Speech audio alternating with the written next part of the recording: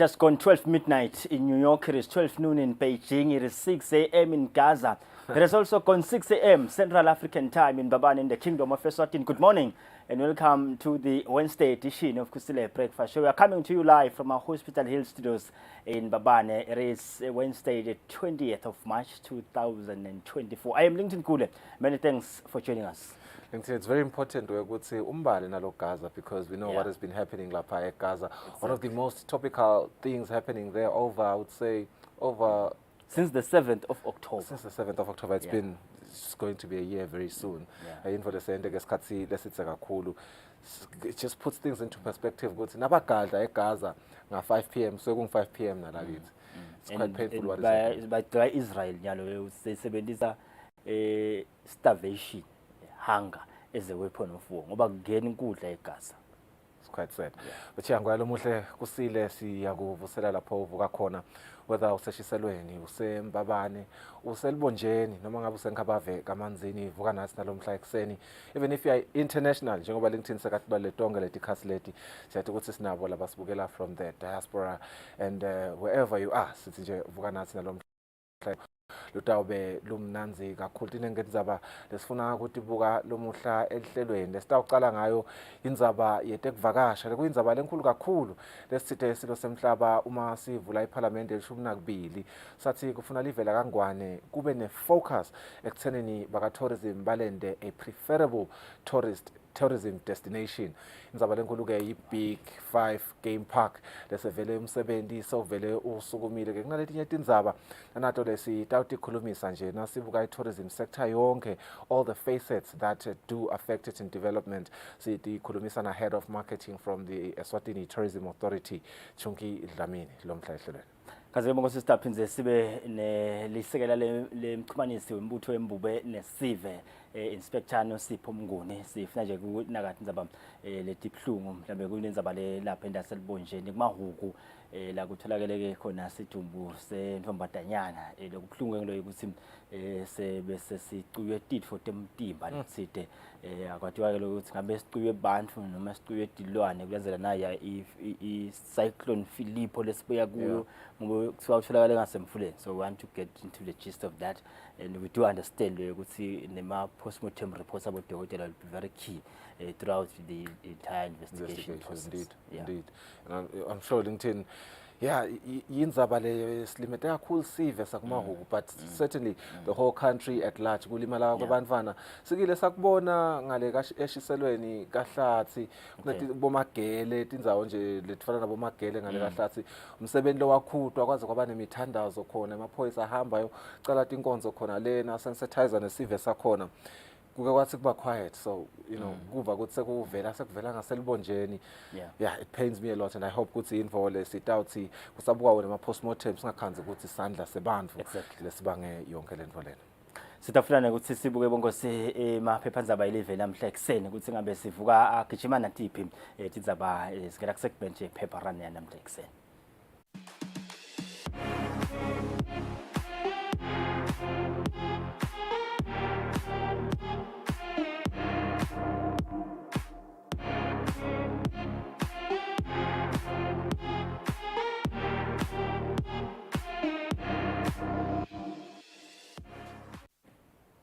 Sitawukhijima sibuke nje liphephandzaba le Eswatini Times sibuke ukuthi nguyiphi indzaba le tafike uyikhansele bagijima ngayo bonke Zimbabwean man arrested for home affairs corruption accused of theft of passport, bribery, fraud, sale of refugee status.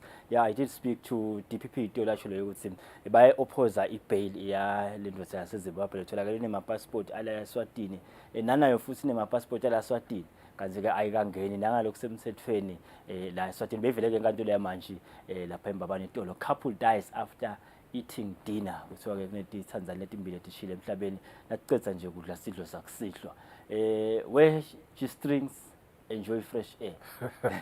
Umpostoli basikusho umpostoli Justice Dlamini base Times of Eswatini 130 from 5 pupils results disqualified. Kuthiwa ke imiphumela yebafundi labalikhulu namathathu baka form 5 kuthiwa ke ngazi ukuthi ibe sesicithwa ngelifastelo lelithudana iyachaza le match history. Ngicabangela wena ukuthi i-fresh air uta-enjoya uyithini ngoba i-G-string awuyigcoki shothi akusiko kwethu vele thina la besilisa le headline vele ikhulumisa abomake. Ake sibuke etemidlalo lethamba embili. AE board collapses. Association's president says he is awaiting direction from World Athletics. It's one of the stories that speaks to the AE's disbanded board. Gender equity chairperson Sanele Manana, vice president Sipho Vilagati, president Zakhele Dlamini, and treasurer Bongani Njalinjali. Nabavela ke kunasiya sitfombe nasiya kuthiwa ke this board has collapsed after much turmoil. The resignation of 3 executive members has led to the collapse of athletics Eswatini. 3.5 million emalangeni Somalian Italian star out of Sihlangu clash. Somalian star Abel Gigli will not be part of the AFCON qualifier clash against Eswatini Lomuhla. Run clubs like businesses, according to the Sports Ministry, in a story that speaks to the Ministry of Sports, Culture and Youth Affairs that has expressed concern over the financial struggles faced by local clubs. On the international front, umdlalo tennis, star's boyfriend has killed himself. Musabalenka, yeah. Sawubuka ke sine Eswatini Observer, mob kills suspected thief. Nkumula sinzabaleya lapha eshiselweni. So a thief was heard drilling a wall at a shop in the wee hours of Monday. As residents gave chase, he drew a gun to scare them off. So police recruit takes NATCOM to court.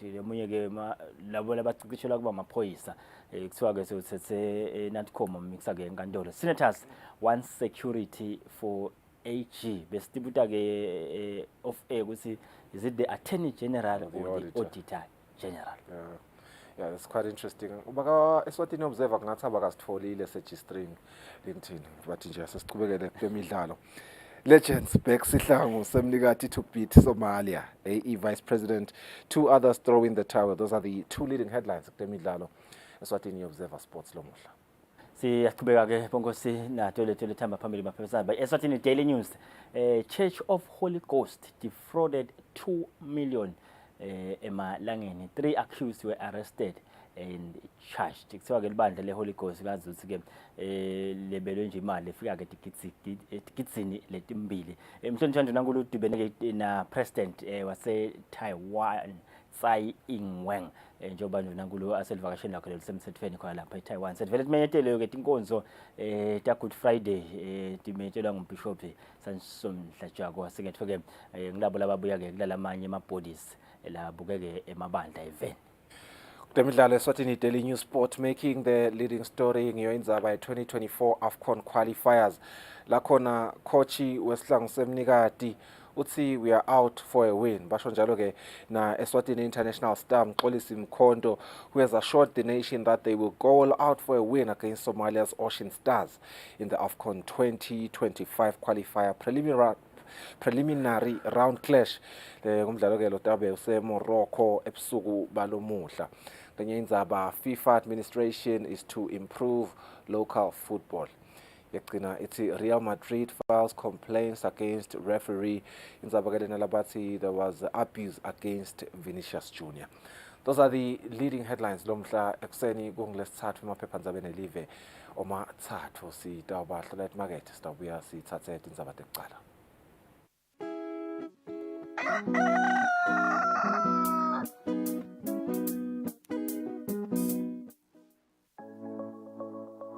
If you can dream it, you can definitely achieve it. So we are saying to young people, go out there, explore the world, explore the possibilities. Follow Nomalungele Jele every Friday at 4:30 p.m. as she brings you inspirational entrepreneurial story covers from our very own entrepreneurs in the kingdom of Eswatini. Always try to choose something that you enjoy. Don't miss the chance to be motivated to turn your business ideas into reality at 4:30 p.m. on Friday on Sibuwa Semaswaati.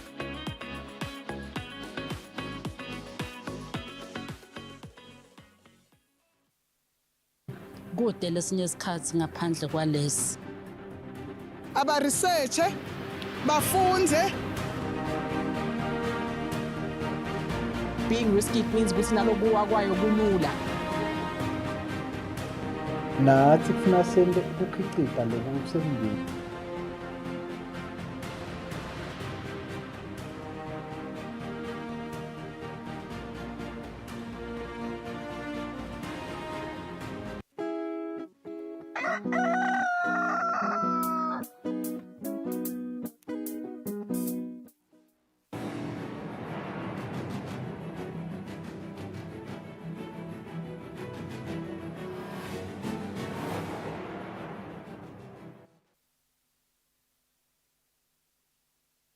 Simola bonke labo labasanza kuzivelela umsakazo wethombe Eswatini TV sehlelweni Kusile breakfast show sazakenza bathe eqala talo mhla ekseni.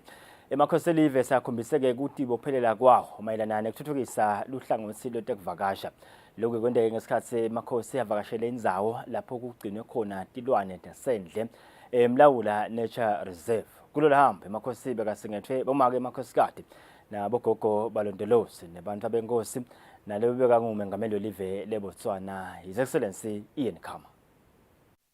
Umsebenzi uqale esikhumulweni setitimela emlawula waqala ngekuthi kufike indlovu yemhlaba lemukelwe bophezulu komkhono. Kuthi lapho sive sisajabulele kufika kwamhlekazi weMaswati kwanyathela ingonyama isingathwe ngilowake waba ngumengameli welive leBotswana Lieutenant General Ian Khama.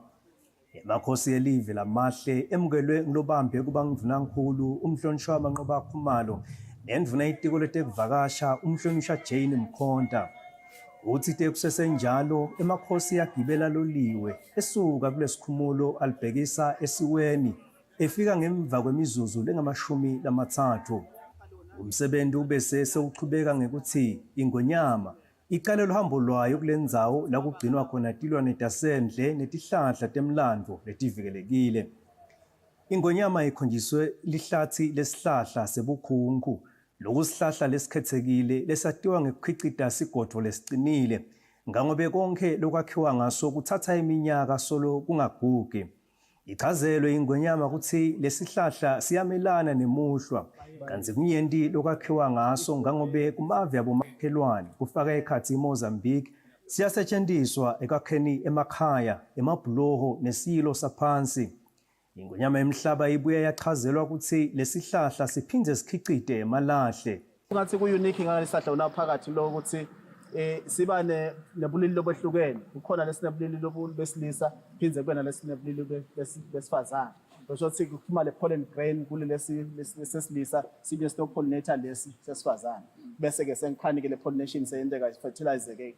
So ukuthi ke kude lenye indlela litholakele lengakhona kusanzisa lesihlahla ngaphandle ukuthi kube kulenhlanyelo letawuwela phansi emhlabathini bese iyamila wona phakathi. Ibayetho yona phakathi. Lesihlahla ke siyadliwa kuletinye tilwane le-antelopes ayakhona kusidla but akusiwo onke la khona ko lokusidla. And then naleti inhlanyelo takhona tiyadliwa tinyoni bese setiyasita kakhulu kulama dispersals lokukhansisa siyasanzisa lapha nalapha. Kepha ke sona kakhulu sibonakala sithanza kumila kakhulu phase emthundi sithi singamila sibe seedlings so ngakho sesingakhonakala ukuthatha siyohlanyela engcenye. Kepha ke kakhulu sithanza lendzawo lengematshe nalomhlabathi lo ngathi uyisand luminescent soils lo ngathi mhlambe ngiyo lo ngathi kubonakala ukukhuthala lokumila ngakhona. Njoba sibona nje kuba khona lapho indzawo lapho kungakamili khona ukukhanzisa lendzawo ayisiyelele kahle lokuyithandzako kuyayikhetha ke lendzawo bese kuyakhona letinye ihlahla kuphila kudo. Kepha lokuyithokotele kahle hawu letinye ihlahla vele tiyashabalala bese kumila sona. Bayethe wona phakathi unasengena lekhasi nekhathi nehlathi wona phakathi vele kuba ngiso lesibonakala ngathi siya kulogebele wena wona phakathi uyabonakala ke logebeleni umningi la ngaphasi ungathi impela tiyahambisana then sekunalo mthombothi nawo lo bonakala ukhona lokumila la ngaphasi uyaphilisana kanti tinako lokufanana ngalokho sinomthombothi nawo unako lokuba nebuthi lobuthi into lento ukuthi letinye ihlahla besathi sakhona ukuphila ngaphasi kwayo. Bayethe wena phakathi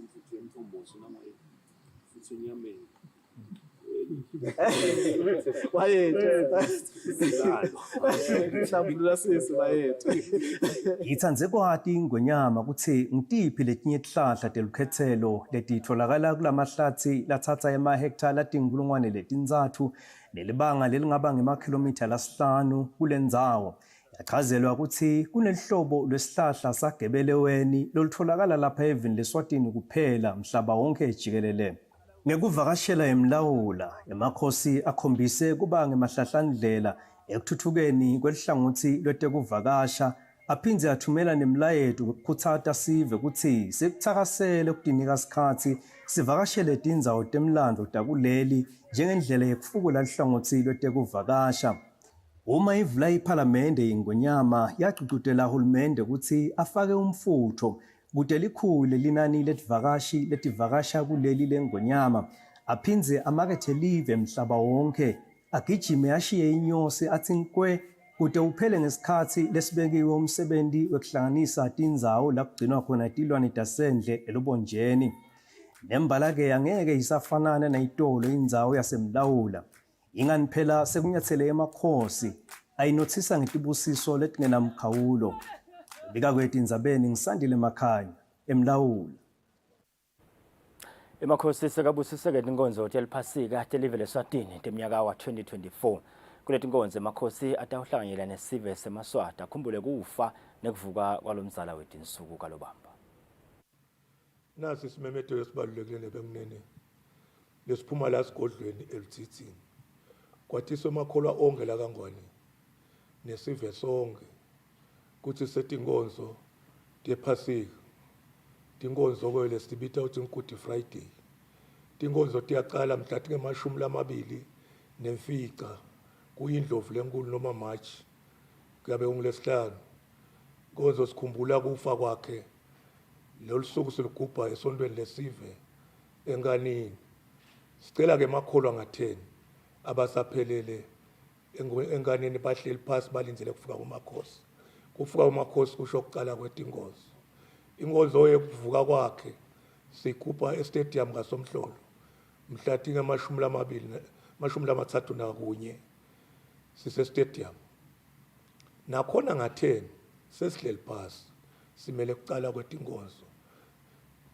Kufika kwemakhosi sesiyaticala tinkonzo sive sesihleli phasi sesilindzele kufika kwamakhosi. Kufika amakhosi kusho ukuqala kwetinkonzo nebekunene. Siyacela ke bazalwane inhlonipho kubete labahamba ngaphandle kwestadium nonke niphelele stadium ngokuba nitenkonzweni. Emakhosi ayacabanga ukuthi nisela ngangeni nonke nasolo bafana bayo babona nisela ngaphandle. Na ufika estadium ngena ngekhathi ngoba nitenkonzweni. Ngemgcibelo wemhla tingemashumi lamathathu bafundisi basesangweni lakhe kuyingwenyama Mswati wesithathu enkabezweni kuye umlisa bese kuthi bomake belikhenya basekhenyeni lakhe kuyindlovu emhlaba elithithini. Labancane noma labasha basesontweni lesive bachubeka netifundo tabo. Ngemsombuluko mhla lulunye kumabasa bafundisi bavalelisa kuyindlovu emhlaba luMangcobeza kweshwabhusa. Ngelesibili bafundisi bayivalelisa kumlisa mhla titimbili enkabezweni. Sekusho kuphela kwemsebenzi nebekunene.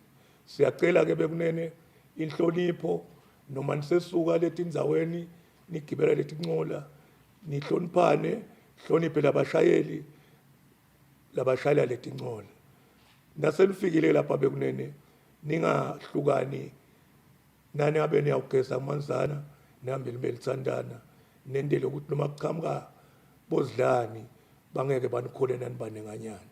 Nasemgwaqweni niwele kahle ningaweli la khathe emgwaqweni nikhwele lapha etule emabloweni kulama bridge niwelele ngale. Ngiloko bekunene simemetelo sikhishwa Bishop Samson Hlatshwako egameni lebukhosi bayethe wena waphakathe. Umhlonishwa ndunankulu Russell Dlamini sewudumiseleke mengameli welive le Taiwan Dr. Tsai Ing-wen Hulumende kanye nesive saseTaiwan ngekubamba lukhetho lolubeke nekuthula ngenyanga yaBhimbidvwane kulo mnyaka losetulu. Nduna kulokusho lokhu ngesikhathi ke anemhlangano namengameli welive leTaiwan Dr. Tsai Ing-wen. Nduna kulochazeleke mengameli Tsai ukuthi kubamba lukhetho lolukhululekile kweTaiwan kutawenda ukuthi onke amave emhlaba abone ukuthi live leTaiwan litimisele ukuhlonipha inthando kanye nemalungelo wesive. Nduna uchubeke waniketa ke mengameli Tsai tolaqina ukuthi laseSwatini litimisele kwesekela live leTaiwan kansikela kangwane liyakwethabela kwesekelwa live leTaiwan etinhlelweni talo tentuthuko. Umhlonishwa Ndvunankhulu uthi silo simyalile ke hulumende nasivula ke iParliament ukuthi akayisebente enzabaye kwakhiwa kwengungu ya oil reserve. Leyo umsebenzi lo utawucala ke tinyangeni letisithupha letidako. Ndvunankhulu ke uthi kutamjabulisa kubonana nebaholi benkampani leniketelo umsebenzi nekuthi ke iTaiwan ichubeke iwesekele. Umhlonishwa Ndvunankhulu uthi laseSwatini liyathokoda ngelusito lwetempilo loluniketwa ke iTaiwan Medical Mission. Lokhu ke kuhambisana nemigomo welive lothi eMaswati kumele athole ulusito lwetempilo lolusezingeni lefanele thutane nalapho akhona khona. Lomnyaka umsebenzi le Ndvunankhulu yacele ukuthi iTaiwan ichubeke iwesekele ngomsebenzi kwakhiwa kwehotela lakanokusho iICC ezulwini. Emavikini lamabili ledlulile umphathi welibhange elikhulu kuleli naye bekaseTaiwan kuyawubuka ke mathuba ukuthi amabhange akulela live angabambisana njani ngathi amabhange akulela angabambisana njani nelive leTaiwan. Ndvunankhulu ke ubonge nekuthi iTaiwan icedzele umsebenzi lebeyiwenta esibhedlela sahulumende eMbabane kanye neluhlelo lokwesekela ke bomake ngephansi kwebuholi bendlovukazi Mhlekazi. Ndvunankhulu uthi eMaswati ayaticapha ngekuthi abe nebuhlobo lobuhle namengameli Tsai Ing-wen asesesihlalweni sebumengameli eveni leTaiwan. Indvuna yetemafa mhlonishwa Neil Reckenberg ithi ke kucedza inkohlakalo eveni kubita kubambisana nesive sikubike etiko singavumi kwa ingcenye yenkohlakalo. Indlela bekhuluma ke eParliament nayo ithula ke umbiko wokusebenza kwelitiko layo kulesigaba sekugcina seminyaka wetimali wahulumende wa 2023-2024. Emsebentini lochubekako etimphungeni wekudzingidza imibiko yekusebenta kwematika ahulumende wemnyaka timali wahulumende wa 2023-2024 indvuna yetemafa umhlonishwa Neil Reckenberg wetfulele likomiti lelibuke kusebenta kwalelitiko etimphungeni leliholwa imphungatho nesibandze sandvulelo sakhe tasetimphunga tetfula imibuto. Ngakubhuda endvuneni kwekuthi ngitsela ngibuka le report ngakhanda ukuthi baba understaffed. Wakhanda sike solo kwaba nale freeze ya 2018 kuthi ngabe indvuna iyikhulumeni mhlambe ecabinet kwekuthi vele kusebenza kwabo kulukhuni kanti kunema positions lamcoka kanti ngakuthi avaleke kanti ke nako mhlawumbe sengimuntu asave kahle ukuthi ngabe le lo unfreeze akutawuze kube kunini. Are we taking corruption seriously? If we are taking corruption seriously, what have we done really? I mean, when I'm talking about the ministries internally, what are they having to show a commitment to when they are serious? Yeah,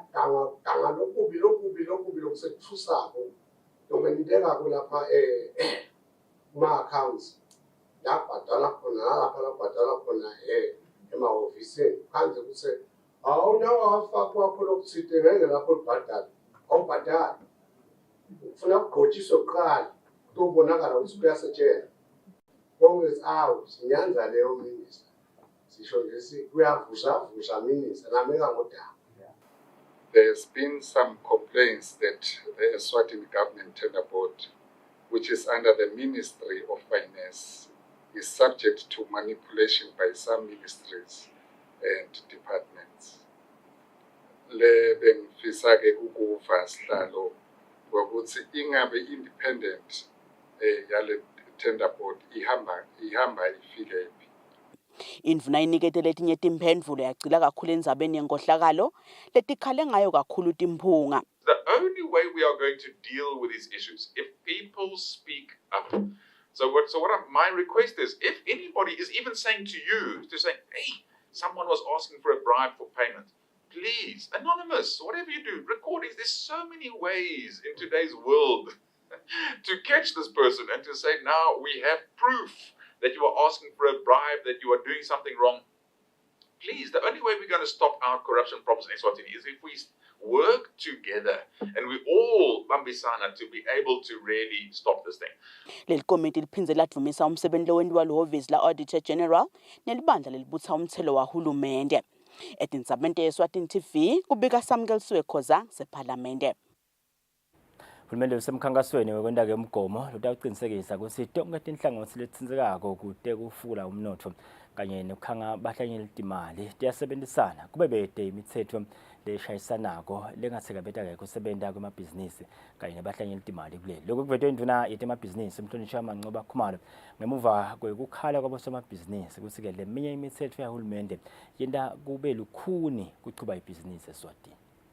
Induna ithi kutawuba neluhlangothi ngaphansi kwenkampani lekhanga abahlanyeli timali Eswatini Investment Promotion Authority lolutawucinisekisa ukuthi bosomabhizinisi batfola lonke lwati nelusito labalidingako ngekuvula nekuchuba ibhizinisi lapha eveni. We need to figure out a way as a government to create a harmonious investment policy that will ensure that all the state agencies are speaking the same language in terms of investment promotion and promises that we make to the investors. So how are we fixing that? We have recently launched an investment policy review that is being led by IPA. So recently, the CEO at IPA presented to Cabinet this particular process, and they are starting to engage all the stakeholders. They've hired a consultant who is helping them to get this investment policy reviewed.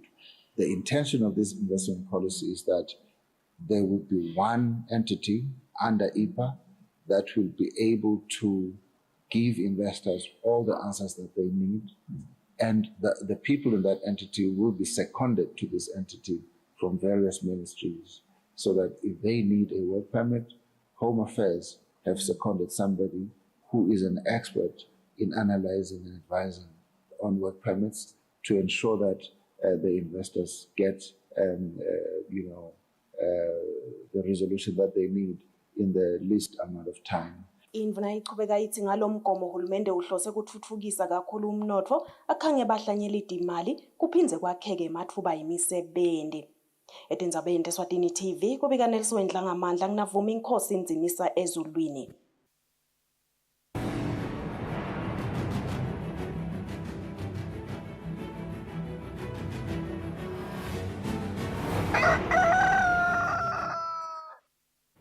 Kulemidlalo mengameli wenhlangano lengamele ibhola eveni Peter Simelane uthi umhlangano skola wale nhlangano longenelwe baphasi bemacembu esigabeni saka Premier League naka National First Division utawusita kakhulu emacembu ukuthi akakhone kwakha indlela kwakha ke imali.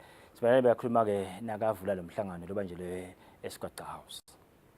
Inhlangano engamele umdlalo webhola kuleli ibamba umhlangano sikolwa nalabo labaphethe amacembu esigabeni saka Premier League kanye na National First Division kubafundzisa ngetindlela letahlukahlukene tekuphatha amacembu nekubhatisa imithetho yebhola lehlala ishintsha njalo.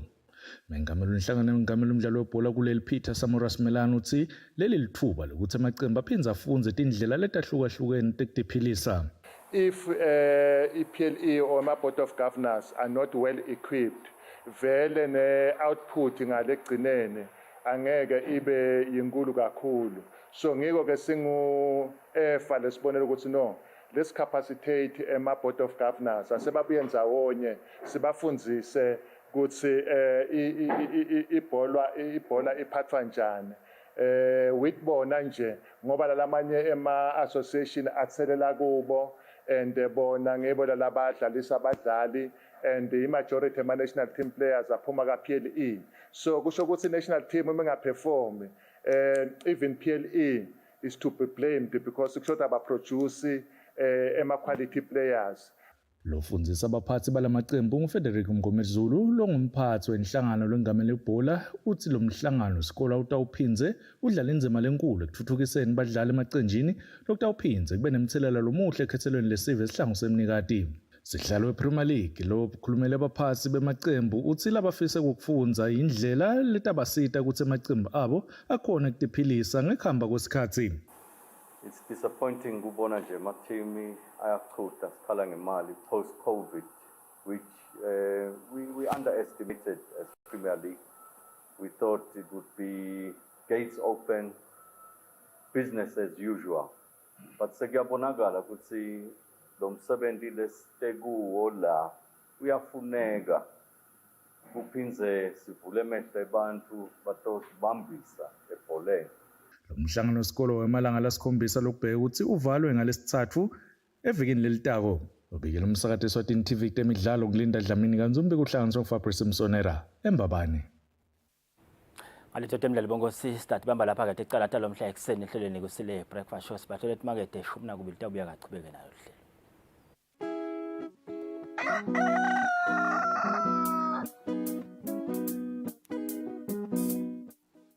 Be sure to catch Business Watch every Wednesday between 2 p.m. to 3 p.m. where we feature the latest updates on business news, market trends, and exclusive interviews with industry leaders, as well as insights on emerging small and medium enterprises in the commercial sector. Business Watch, your business leader.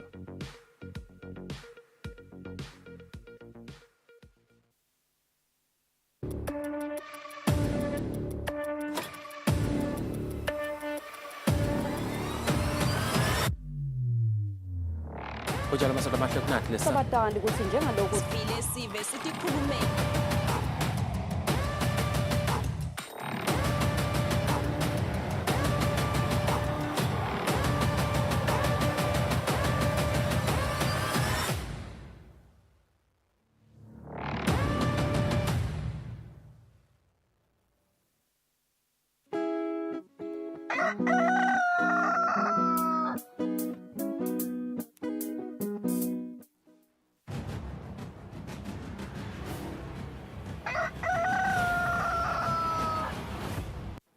Welcome back. We welcome Chungi Dlamini from Eswatini Tourism Authority. Nzabale nkhulu sifuna ukukhulumisa luhlelo leselifike emaphethelweni empeleni livakasho nje lolwatiwa nge-Triland Operators and Media Excursion liqhutshwa ke ngawo emabandla etekuvakasha emavela amathathu e-South Africa nekwiningizimu Africa e-Eswatini kanye ne-Mozambique. Chungi, welcome to the program. Sisakhulumisa na excursion. I'm really fascinated by this excursion because I was the journalist Lebeyi appointed with Ilanzele Lomseben now Kalanga 2022, and I believe it was from the 15th of August to the 22nd of August. There was a lot of excitement. I remember just talking to media from SA and Mozambique and talking to, you know, the senior officials from both the countries. They were really fascinated by Labakanza Lagangwane as well as by the brainchild, Yale excursion itself. You know, just looking back from 2022, we're in 2024 now, Bebala Kaya, Emalangeni Lambalo last week. I want you to tell me, Gutsi, have you seen the fruits of the partnership really? Some of you know the goals, the Nawa Balapansi in black and white at Seneni. These are our ambitions. Are you hitting those goals? No, definitely, King Chase. Thailand, the first MOU was signed in 2009. Wow. And then obviously because of the change of Bapats Etulu and then Yatsuguti Gumaganan. And then Bosi Ogebe Tourism Authority, which is Katama Tourism Authorities, Lamatatfu, Lugui ETA, Inator, MTPA. But again, let's revive the Thailand initiative. Was again 2022 during Africa's travel in Dabangame, then they signed the MOU. So Gushogutege Begu Closelela Geloguti, Salebakubega Basebend. Thailand, Yona, it's Sivomela and Semavela Matatfu, Jongbaso Shito. Let's collaborate together. But Yona, it's private sector led in Jongobona would say, it's a Thailand excursion, Yamato operators and the media. Basically, sifuna ukuthi sipromote la mavela amathathu kanye kanye singadimageti sisodvana singisotini na Mozambique na Mpumalanga South Africa kepha ke sidimagete kakhulu njengoba usho ukuthi 2022 was the launch of the big excursion yala mavela amathathu. It was well received by the region as well, even Africa at large and the entire world. Ihambe kahle kakhulu, and we've seen so many packages being developed after the 2022 excursion.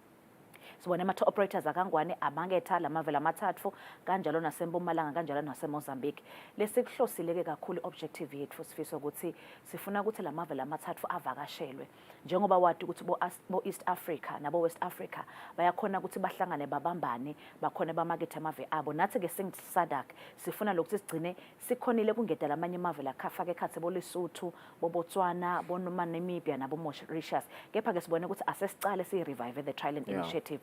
kube ngithi sobathathu ngoba esikhathini lesiningi uma sibuka nakule kuthiwa ngema long haul tourists labo labaqhamuka e-Europe uma bathenga i-package baye bathenga Southern Africa esikhathini lesiningi sekungathi ku-automatic they do Eswatini, Mozambique and Mpumalanga. Obviously that is why we say ku-Triland you can have breakfast in Mozambique, have lunch in Eswatini and have dinner in Mozambique. Surely there's something attracting about Eswatini ngoba nawubuka eMpumalanga nawuke wavakasha nje eMpumalanga bakhuluma Swati and their culture is almost similar to ours, but like you are saying the goal is that nabeta labelungu mabayile eMpumalanga bendlulele eSwatini bendlulele eMozambique kuyenteka invele nje since 2022 bekuvele kwenteka before but I think kube seke sekuyashicilelwa ngalo 2022 because ema-tour operators ngibo laba packager ema-holidays so if isifiso ahlele e-Europe afuna ukuthenga i-package uyayabuka ukuthi ngingasebenzisana na-tour operator bani siyade ukuthi South Africa is the gateway to Southern Africa.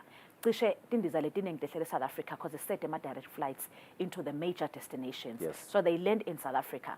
South Africa is the gateway. And then from South Africa, the ground handlers, then they work with our tour operators on the ground, Eswatini, nase Mozambique, nase Mpumalanga. Sebaba dispersa. We've seen a lot of packages. Mina nje nangthi ngiyalandelela la kangwane. Ema-tour operators ethu labaningi ngababala bo Amahle Tours, bo Calf Tours, bo Zinyane Lensele, bo total experience tours. They do inbound and outbound. Kusho ukuthi bawakhiphe eMaswati baphindze bawangenise. Kusho ukuthi siyabona ke lokho because kusita in terms of increasing ama-tourism receipts because at the end of the day we want to increase tourism numbers, we also want to increase tourism receipts amongst the three countries. Kule past weekend nje sibone i-Triland excursion water operators ne-media from Mpumalanga hosted by Mpumalanga Tourism and Parks Agency lapho khona balethe 16 wama-tour operators lafaka khatsi e-media babonile bangena eSwatini Friday bavakashela tindzawo tengcebeleka bangena eMbuluzi bangena eSimonye Country Club bayibone Cultural Village neMsamo ne-KSP. They also did House on Fire because they're so excited about MTN Bushfire. They do package that as well. So it was important for us. They also did Sibebe Resort, an iconic site, lay housed within the second largest granite rock in the world. Bayibona nayo bese kuba talking dinner ebusuku. Labo bantu labo ke sifisa baspende close to 200,000 within that space of 2 days. Yes.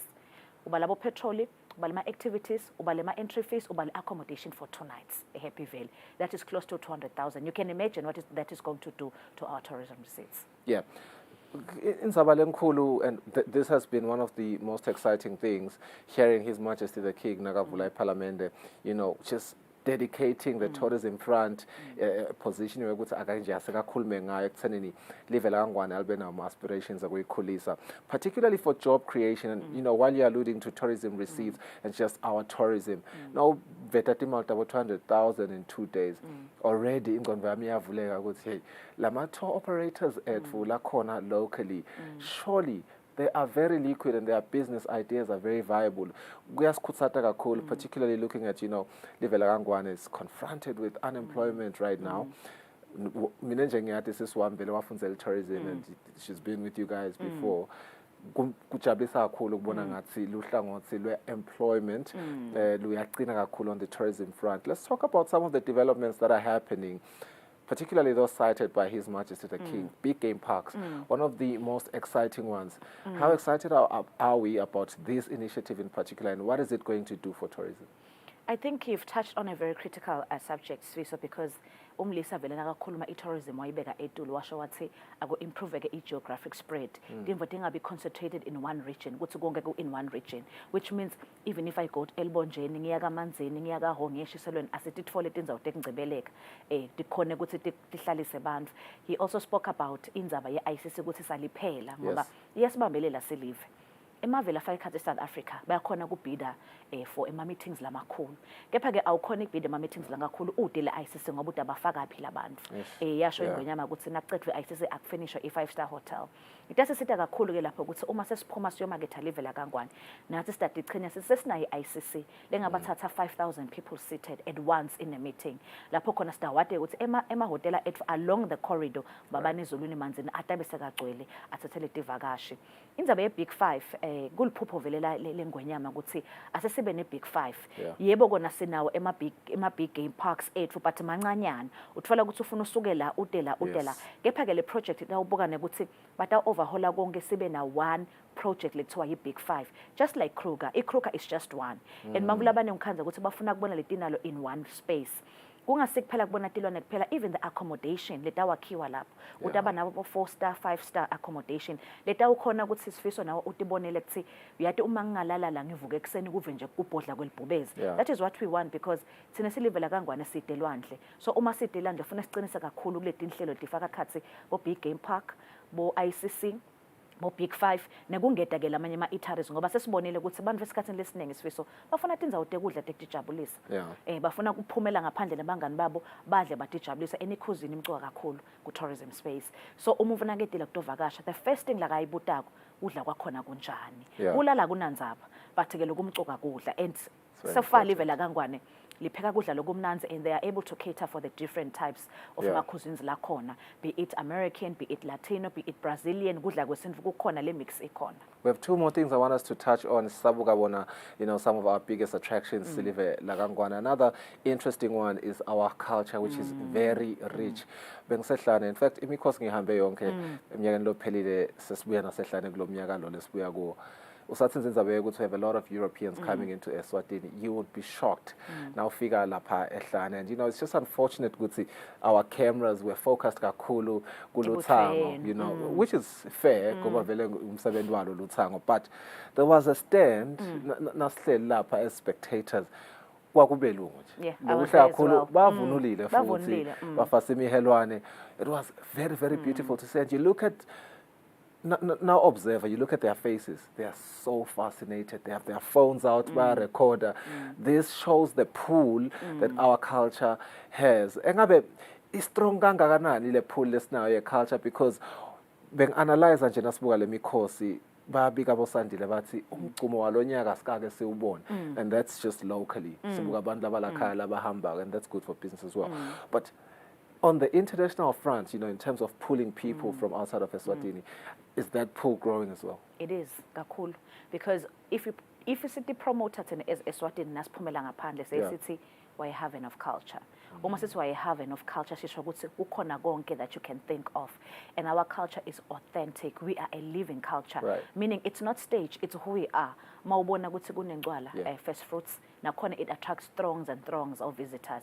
Ubuye ungena emaganeni, it's a different segment nakhona it attracts throngs and throngs of tourists. Ubuye ungena ku Redance, the most attractive and watched. Certainly, without a doubt. Without a doubt, nayo iridance. Kusho ukuthi miningi le mikhosi le attract abantu, and we are a living culture. Uthi ungena boMandenga Cultural Village, rich culture, history and traditions. So abantu bayakufuna le tinto lethu. So ikakhulu abekuhamba le mikhosi i-attracta kakhulu, sibonile ukuthi domestically eMaswati ayaphuma. During that weekend sifiso bekude accommodation bantu bebanzinza in the literal sense. Simunye Country Club was fully booked. Mananga, Mhlume, bombuluzi bebagcwele nabohlane le corridor ngeke ingwenyama yasho ukuthi let's improve the geographic spread, because nase kunale mikhosi konke kuba literally sold out.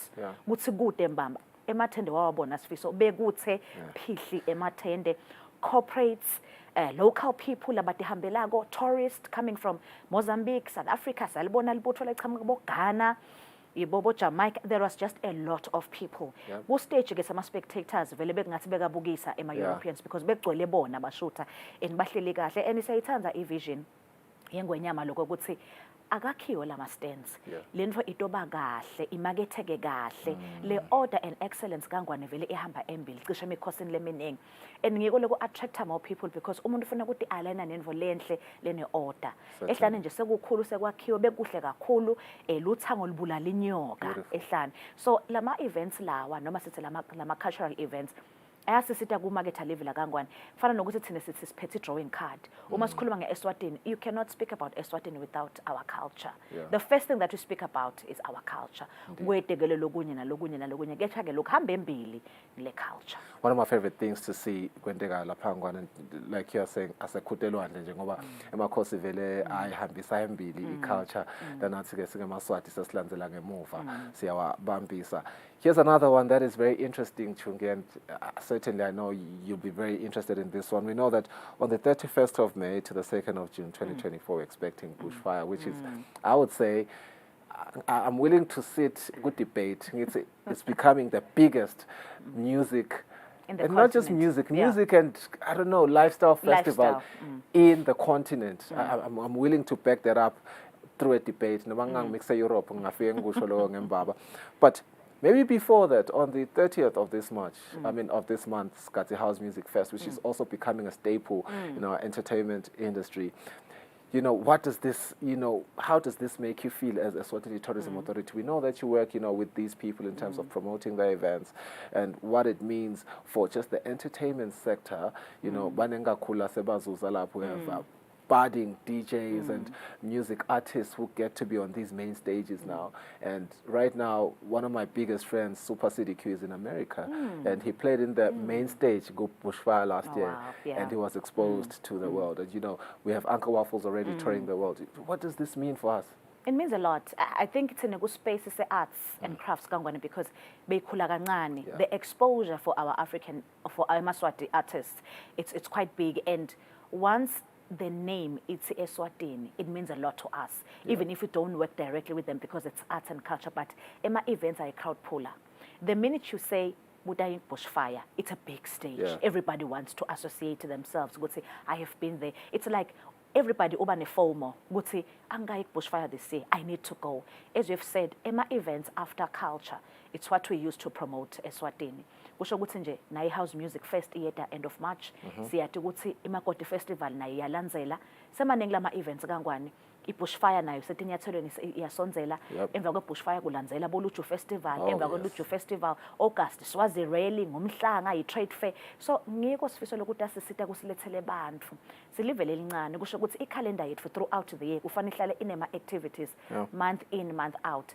Sibonga nje kakhulu kulaba labahlela lama events kakhulu basibambisa siyakhulumisana nabo ukuthi vele bama crowd pullers ngibo labasilethela abantu ngoba nje nasekuthiwa ibushfire konke sifiso ku sold out literally bantu naba check out bavele ba check in sekude nje accommodation is fully booked. I think lesekusele i-camping nayo nesiyatshela ukuthi camping say 60% kusho ukuthi lo sangakabhuki sotaba senkingeni glamping igcwele sekuseleke i-camping nyalo emahotela agcwele onke sifiso acisha agcwele sekusele nje lawo la khashanyana lekubo speak na lekubo bulembu la khashanyana but the manzini babane ezolini corridor is fully booked ngebushfire.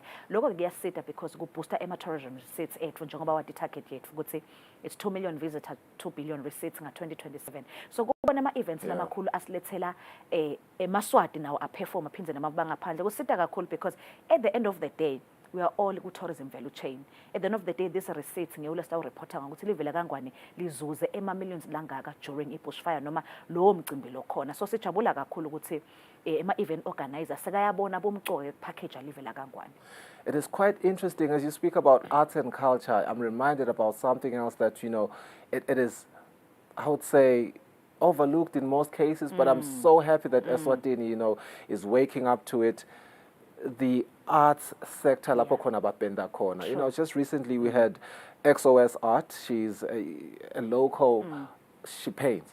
She was in, I believe, Dubai. I believe in Dubai she was, exhibiting her Sebes triumph, and it was so beautiful just to, go through what she's doing on social media, and she's a force to be reckoned with. Just last week Friday we saw honestly the artworks getting, awarded by Eswatini Investment Promotion Authority, and that to me speaks to, the commerce of things that is, within the arts industry. So beautiful to see. Yebo Art Gallery has been, doing great as well in terms of, showcasing our local artists. This because he said something very interesting, honest. He posed a question there, award ceremony. He says he wishes good to yes, they do have support, but cool and they go to these exhibitions in America. Yes, it is expensive, but for them he could go there and sell literally one piece of his artworks and that would cover for all the money that he spent going there. It's an industry that we want to see grow. Nathi sisho kanjalo ukuthi industry lesuke yaba neglected for a long time. Yeah. So ngabuki nje bahlabeleli kuphela, even njengoba usho labenda iart labenda umsebenzi wetandla basically, because esikhathini lesiningi uthola ukuthi baba overlooked, uyabona. But sinako kwethemba ukuthi njengoba uhulumende ayisukumele ituli indzabe unemployment kubantu labasha ukuthi noma ngabe unelikhono lemsebenzi wetandla nawe ngena ube part of le value chain ukuthi utokhona kubenefita. Sinakwethemba sifisa ukuthi uhulumende sowunako ukuvuleka emehlo, sowunako ukubona ukuthi kumcoka njengoba usho ukuthi i-youth ngiyo le unemployed and baningi kakhulu, kepha emakhono banawo eMaswati. I think nje bangathola kusekeleka kakhulu. Singacela nje netinkampani ukuthi le arts industry ayisupporteke kakhulu. Ne-budget yayo ithi ngathi iyasutha because at the end of the day all they need is exposure. Once you get the exposure sowucedzile. Wakhona lo muntu ukuthi asupporteka ahamba umaketha lo msebenzi wakho ngaphandle utabe somnikile liphiko lekundiza. Wamnika kumuntu with the skills and the knowledge ukuthi how ukuthi utayidoba kanjani ifish usuke sewucedzile. Because the international space iyabadzinga eMaswati, and eMaswati are so brilliant. Benda timvo leti unique. Exactly. Nawubuka nje ama-products ethu boswazi candles boka bogondrurala umsebenzi wetandla bayapenda bayashape ama-artisans bahlabeleli, they are very unique. So nabangathola le exposure in the international space, we can go far as a country. It's very interesting. One of my friends said, Ngabe, why is Java always wearing Licebeshe? And I told him, yeah. we're talking unique and it's beautiful. He's always wearing Licebeshe. Yeah, it's very interesting. It is ngabe siyaganga siyekele ukukhuluma ngema-Easter, you know, sisikhathi sawo nyalo engabe baka ETA basilungisele insilivela kangwane. Siyathi ukuthi during this time there's a lot of competitions and packages that eMaswati as well as the international community should look forward to. My Easters are always centered around spirituality, as we know. Because it's mostly bantu laba Christians, I would say. So it's centered around spirituality. So sibonile mhlaka 4 March indvuna yethu Mage Jane, indvuna lehloniphekile Mage Jane Mkhonda Simelane, isiphakamisela ke yona Easter campaign. La sikhona sithi Eswatini and Easter adventure awaits you. Kusho ukuthi kukhona konke kangwana longakwenda. Competition yethu sifiso nje siyipostile 3 weeks ago.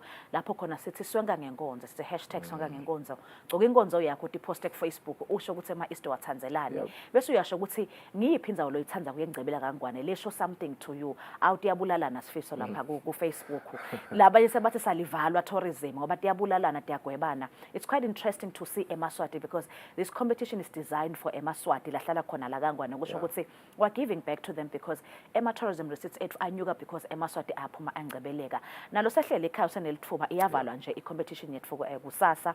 Usenelithuba utheka abangani bakho sisike lo nema likes lamaningi ngeke lo tawini imihlomelo lenhle ungcebeleka la kangwane, fully catered for both dinner, bed and breakfast activities, lunches, dinners, you name it. So sibuyisela nje sivivaneni eMaswatini because we know ukuthi ama-Easters vele are centered around tinkonzo. Sisuke ke lapho sigijima siphinde sithi kunema specials, i-industry specials bangasilandzela nje kubo social media bethu Facebook, Instagram, Twitter, TikTok, LinkedIn sing Eswatini tourism. Kusho ukuthi sikhangisa ke ngalama Easter specials. Uma ngabe nje usengakade ukuthi ungaya kuphi, akhona ama-Easter specials ethu sebavele bafakile endele eMaswati major discounts up to 15%, 20% for eMaswati ukuthi ungaphuma ungcebeleka ngoba lese kubonile sifiso kuyagcwala emasontweni.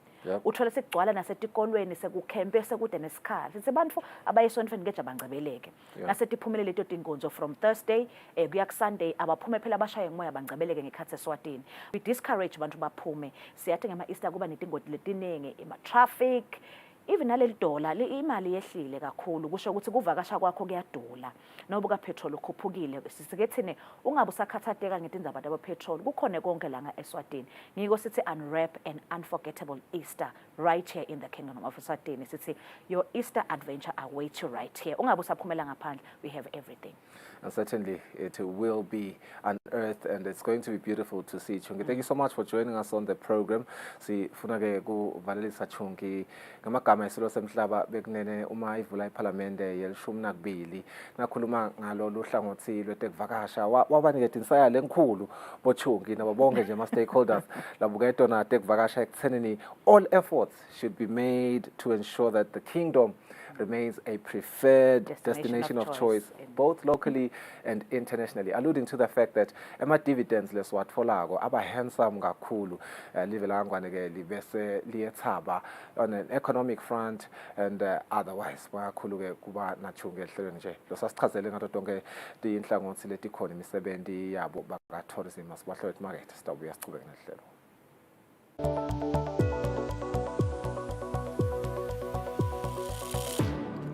WHO and the International Labour Organization have recently released estimates about how many workers are exposed to sunlight at work and how many of them get skin cancer, specifically non-melanoma skin cancer as a result of long exposure to sun. How does sun cause skin cancer? Who is at risk? And how can you, your employer, and your government keep you safe? Here to talk about it is Dr. Frank Pega. Welcome, Frank. Frank, explain to us how intense exposure to sunlight can cause non-melanoma skin cancer. So outdoor workers regularly work under the intense sun, sometimes for really long periods of time, and sun comprises ultraviolet radiation. When this type of radiation hits skin cells, it can damage their DNA, and that can in turn lead to skin cancer, where these skin cells basically grow uncontrolled. There are two main types of skin cancer. Melanoma is the more deadly type. We looked at non-melanoma, which is the type that is less deadly but much, much more common and a big problem. Non-melanoma skin cancer commonly appears as either a red firm lump or a flat scaly patch that doesn't heal for several weeks. So outdoor workers are at a 60% increased risk compared to indoor workers from having a non-melanoma skin cancer. This kind of skin cancer is commonly seen on the face, on the ears, or on the head, but also the arms and the legs, where workers are most exposed to the sun. So for example, imagine a farmer who plants or harvests rice. That worker will be exposed intensively to the sun for a really long time, and the surface of the water that has the flooded fields that the worker is standing will be reflecting back, aggravating the exposure. So Frank, talk to us about how many people get non-melanoma skin cancer as a result of sun exposure at work. And does this depend on what kind of country we live in, whether we are in a low-income, middle-income, or high-income country? It's many more people who are working outdoors and who die as a result of non-melanoma skin cancer from this exposure than we could have possibly imagined before we did our estimates. About 1 in 4 workers globally is actually exposed to intense sunlight at work. That's a staggering 1.6 billion people globally. So these are the farmers in the rice field, the construction workers, the people who are working in the non-organized sector for long hours under intense sunlight. That's correct. So these are outdoor workers who live primarily in low and middle income countries and who are often working in the informal economy where they don't have any health protections that formal employment would afford to them. 1 in 3 non-melanoma skin cancer deaths are actually from working under the sun. So that's about 19,000 deaths globally each year. If you work outdoors, you're at a higher risk. And we find that the number of people who die from non-melanoma skin cancer in each region per population is almost equal. So it's a global problem. Additionally, it's a growing problem because the numbers have doubled in the last 20 years. So Frank, what can governments do and what can workers do to protect themselves from long exposure to intense sunlight and from skin cancer? Governments can pass regulations and policies that can prevent outdoor work that is hazardous because it's under the sun. For example, governments can reorganize work. They can require that workers reorganize so that working under the sun is shifted away from solar noon and therefore away from the intense sun. Governments can also implement requirements that workers are provided with shade when they work outdoors. This is something that we've seen a lot. Countries in the Eastern Mediterranean region and the Western Pacific already have these types of regulations in place. Additionally, governments can provide public health information. This is very important. They can talk about sun safety protocols and protective measures that can be taken. Also important is there can be a requirement that workers are provided with protective clothing. They can wear broad-brimmed hats, long-sleeved shirts, long trousers, and also there could be a provision of sunscreen where it's effective and deemed possible. Additionally, it's important that we have functioning health services and systems where skin cancer is prevented and we have workers being regularly checked so that skin cancer can be detected early and can be treated. And finally, but importantly, governments can recognize skin cancer from occupation exposure to the sun as an occupational disease and included in workers' compensation schemes. Thank you, Frank. That was Science in 5 today. Until next time, then, stay safe, stay healthy, and stick with science.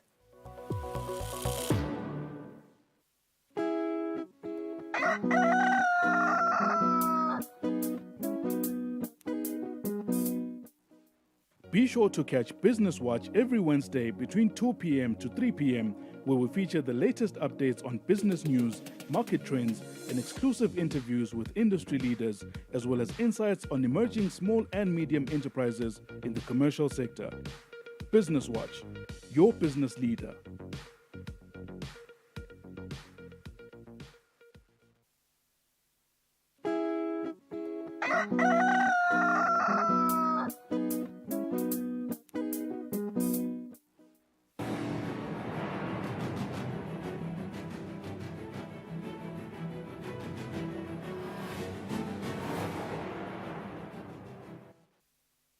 Welcome back. This is the news at 7. Their Majesties have demonstrated their commitment to play a leading role towards the growth of the tourism sector in the country with a visit to Mlaula Nature Reserve.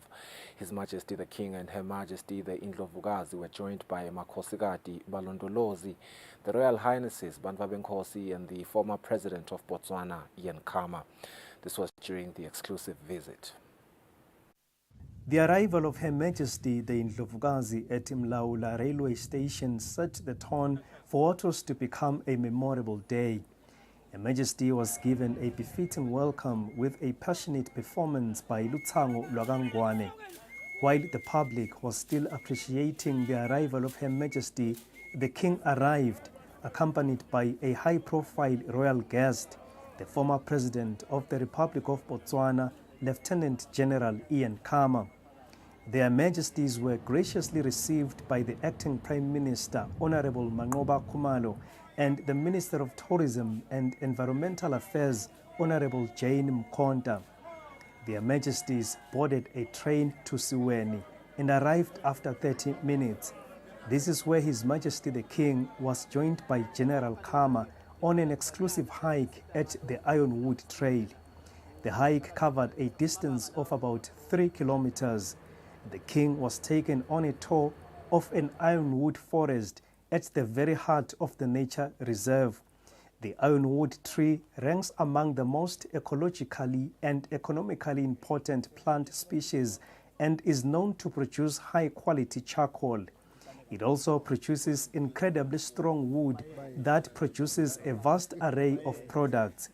In countries like Mozambique, this termite-resistant tree is used in the construction of bridges, furniture, and even homes. Ngathi ku-unique ngalesihlahla unaphakathi lo ukuthi siba nebulili lobehlukene. Kukhona lesinebulili besilisa, phindze kube nalesinebulili besifazane. Kusho ukuthi kuphuma le pollen grain kule lesilisa, sibe stock pollinator lesi sesifazane. Bese ke sengikhani ke le pollination seyenteka fertilizer ke. So ke kude lenye indlela litholakele lengakhona kusanzisa lesihlahla ngaphandle ukuthi kube kulenhlanyelo letawuwela phansi emhlabathini bese iyamila wona phakathi bayethu wona phakathi lesihlahla ke siyadliwa ngiletinye tilwane le antelopes ayakhona kusidla but akusiwo onke la khona ko lokusidla and then naletinhlanyelo takhona tiyadliwa tinyoni bese setiyasita kakhulu kulama dispersals lokukhansisa siyasanzisa lapha nalapha kepha ke sona kakhulu sibonakala sithanza kumila kakhulu phasemthundi sithi singamila sibe sickling so ngakho sesingakhonakala ukuthatheka siyohlanyela engcenye kepha ke kakhulu sithanza lendzawo lengematshe nalomhlabathi lo ngathi uyisand luminescent soils lo ngathi mhlambe ngiyo lo ngathi kubonakala ukukhuthala lokumila ngakhona njoba sibona nje kuba khona lapho indzawo lapho kungakamili khona ukukhanzisa lendzawo ayisiyelele kahle lokuyithandzako kuyayikhetha ke lendzawo bese kuyakhona letinye hlahla kuphila kuto kepha lokuyithokotele kahle hawu letinye hlahla vele tiyashabalala bese kumila sona bayethe wona phakathi lapha ngisusuthwa nasengena lekhasi nekhathi nehlathi wona phakathi vele kuba ngiso lesibonakala ngathi siyayama la kuso lesingathi asitonzi kulogebele wena wona phakathi uyabonakala ke logebeleni umningi la ngaphasi ungathi impela tiyahambisana then sekunalomthombothi nawo lo bonakala ukhona lokumila la ngaphasi uyaphilisana kanti tinako lokufanana ngalokhu sinomthombothi nawo unako lokuba nebuthi lobuthi into lento ukuthi letinye tihlahla besathi sakhona ukuphila ngaphasi kwayo bayethe wena waphakathi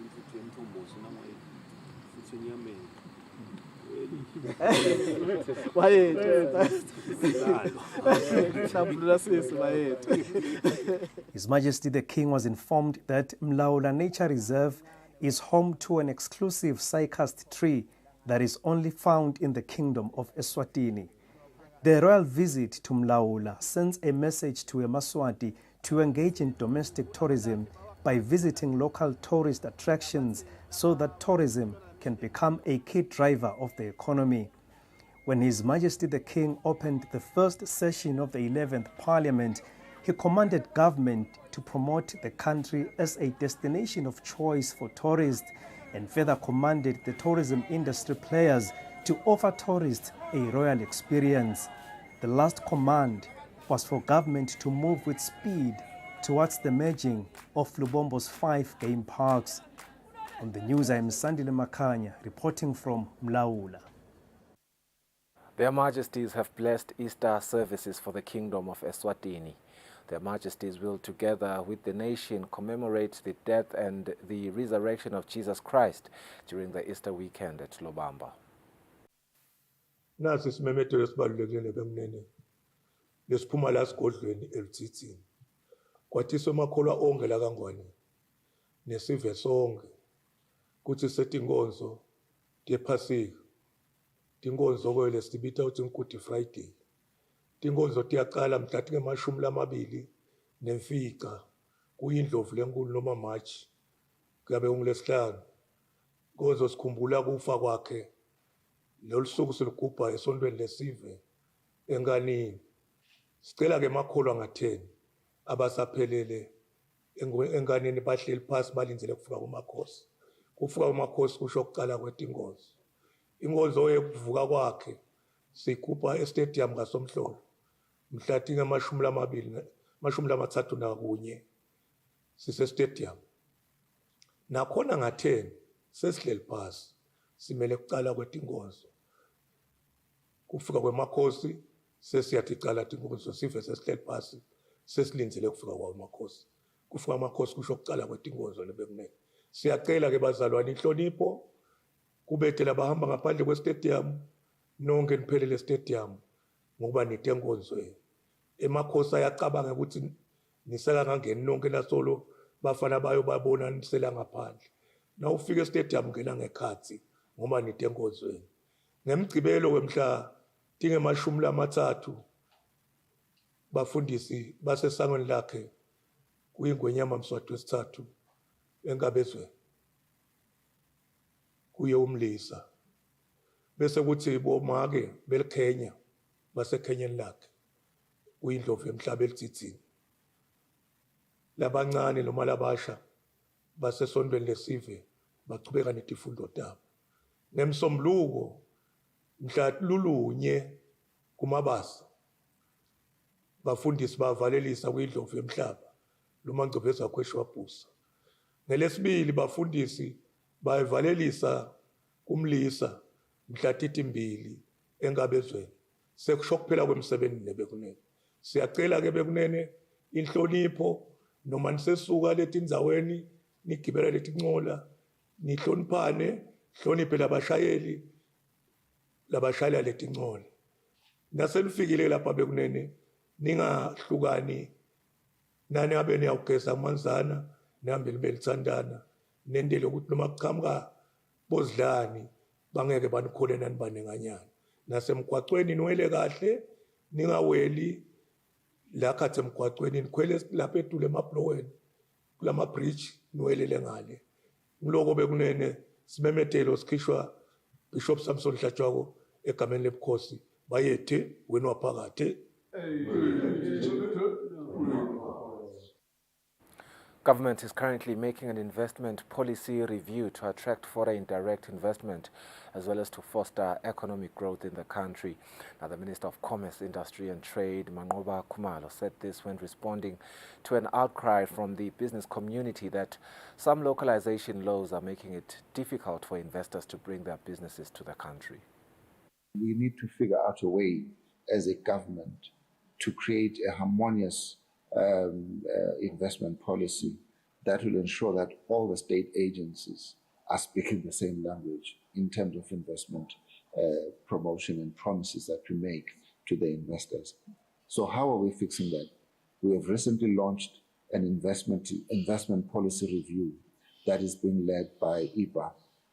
So recently, the CEO at IPA presented to Cabinet this particular process, and they are starting to engage all the stakeholders. They've hired a consultant who is helping them to get this investment policy reviewed. The intention of this investment policy is that there will be one entity under IPA that will be able to give investors all the answers that they need, and the people in that entity will be seconded to this entity from various ministries, so that if they need a work permit, Home Affairs have seconded somebody who is an expert in analyzing and advising on work permits to ensure that the investors get the resolution that they need in the least amount of time.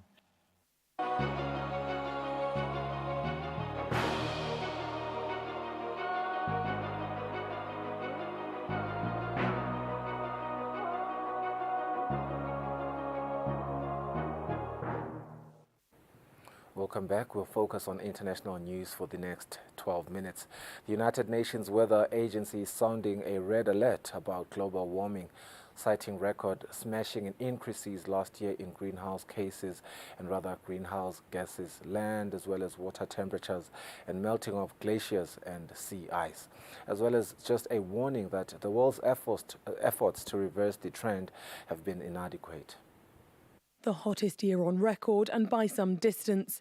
2023 averaged 1.45 degrees Celsius above pre-industrial temperatures. The year 2023 set new records for every single climate indicator. Extreme weather, heat waves, floods, droughts, wildfires, and intense tropical cyclones undermine all the Sustainable Development Goals. A substantial jump in temperature between 2022 and 2023, boosted by, but not wholly attributable to, the arrival of El Niño. But it's not just raw temperature that matters. 2023 saw the biggest glacier melt-off since records began in the 1950s, and Antarctic sea ice reached its lowest level in history. And as ice became water en masse, the global mean sea level reached a record high. The rate of sea level rise in the past 10 years, more than twice what it was in the 90s. And just as our atmosphere warms, so too do our oceans. Absorbing 90% of the heat trapped by our atmosphere, water warms slowly, but provides much of the energy for storms.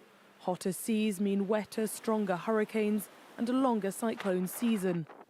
And just as we've seen heat waves on land, 90% of the world's oceans experienced extreme heat at some point in 2023, causing coral bleaching and mass die-offs in biodiversity.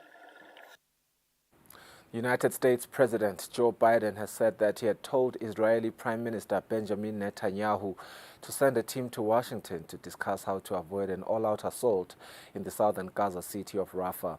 Now, a major ground operation there would be a mistake, and these were words by the National Security Advisor Jack Sullivan, who told reporters that Netanyahu agreed to send a team of senior Israeli officials to Washington in the coming days to discuss what he calls alternative approaches that would target key elements of Hamas.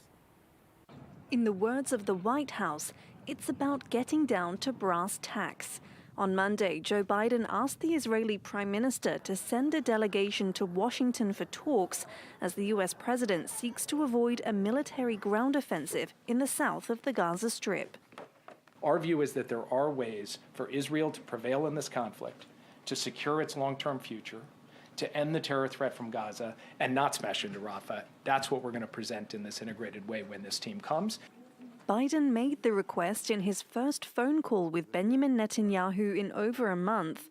There were reports the call was tense and ended abruptly, which the White House denied, insisting the exchange was businesslike. Netanyahu released a brief statement after the call, saying, "We discussed the latest developments in the war, including Israel's commitment to achieving all of the war's goals." He made no mention of the delegation, which is expected to involve military, intelligence, and humanitarian experts. Biden's rhetoric has hardened since the beginning of the war as he faces political pressure at home, including opposition from Arab Americans and young voters. He also praised a speech by Chuck Schumer, a longtime supporter of Israel and the highest-ranking Jewish elected official, in which he called for new elections in Israel and said Netanyahu was an obstacle to peace. According to the White House, no Rafah operation will go ahead before the talks in Washington.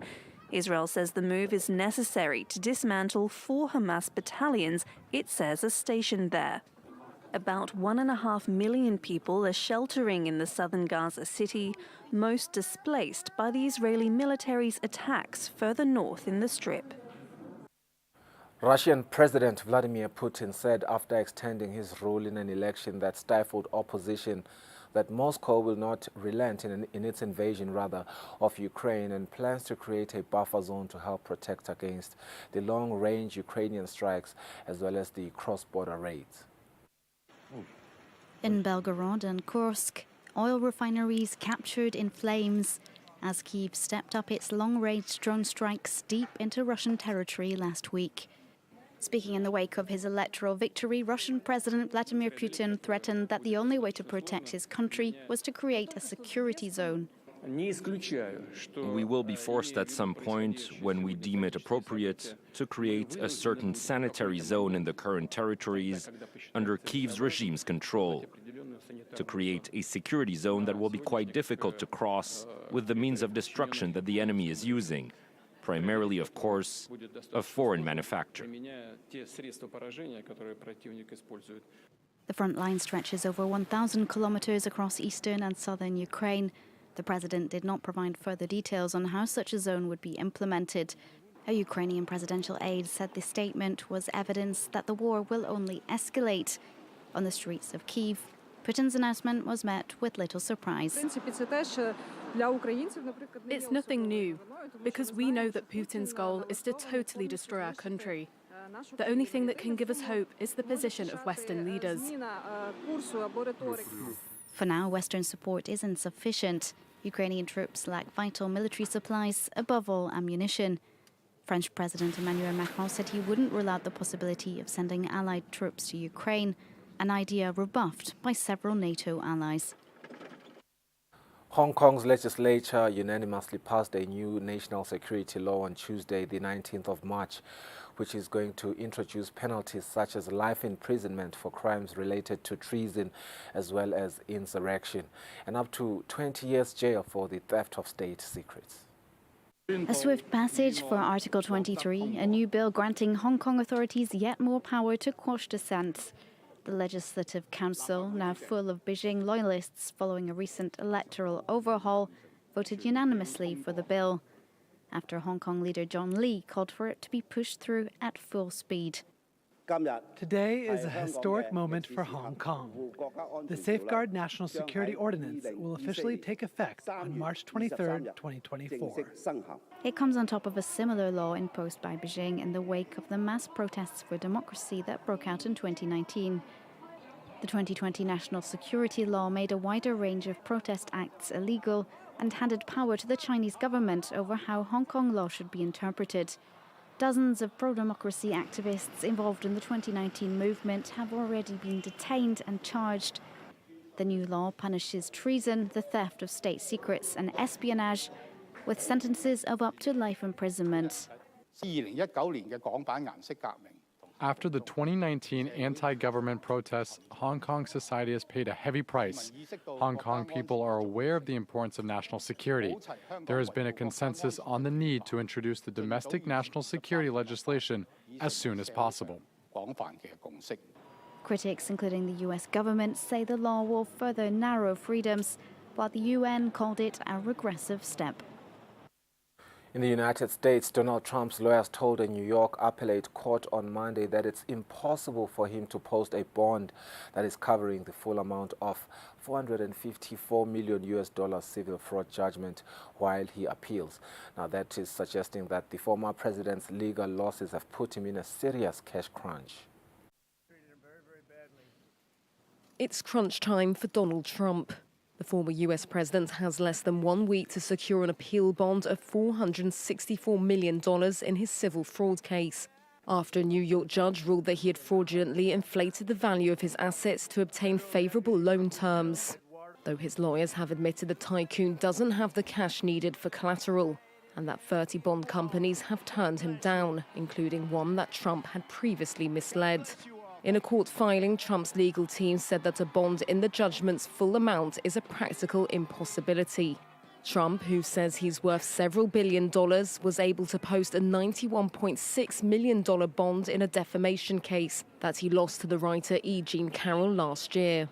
But the bond needed for this case is much bigger. Such a large amount is rarely issued, especially for one individual, according to Trump's lawyers.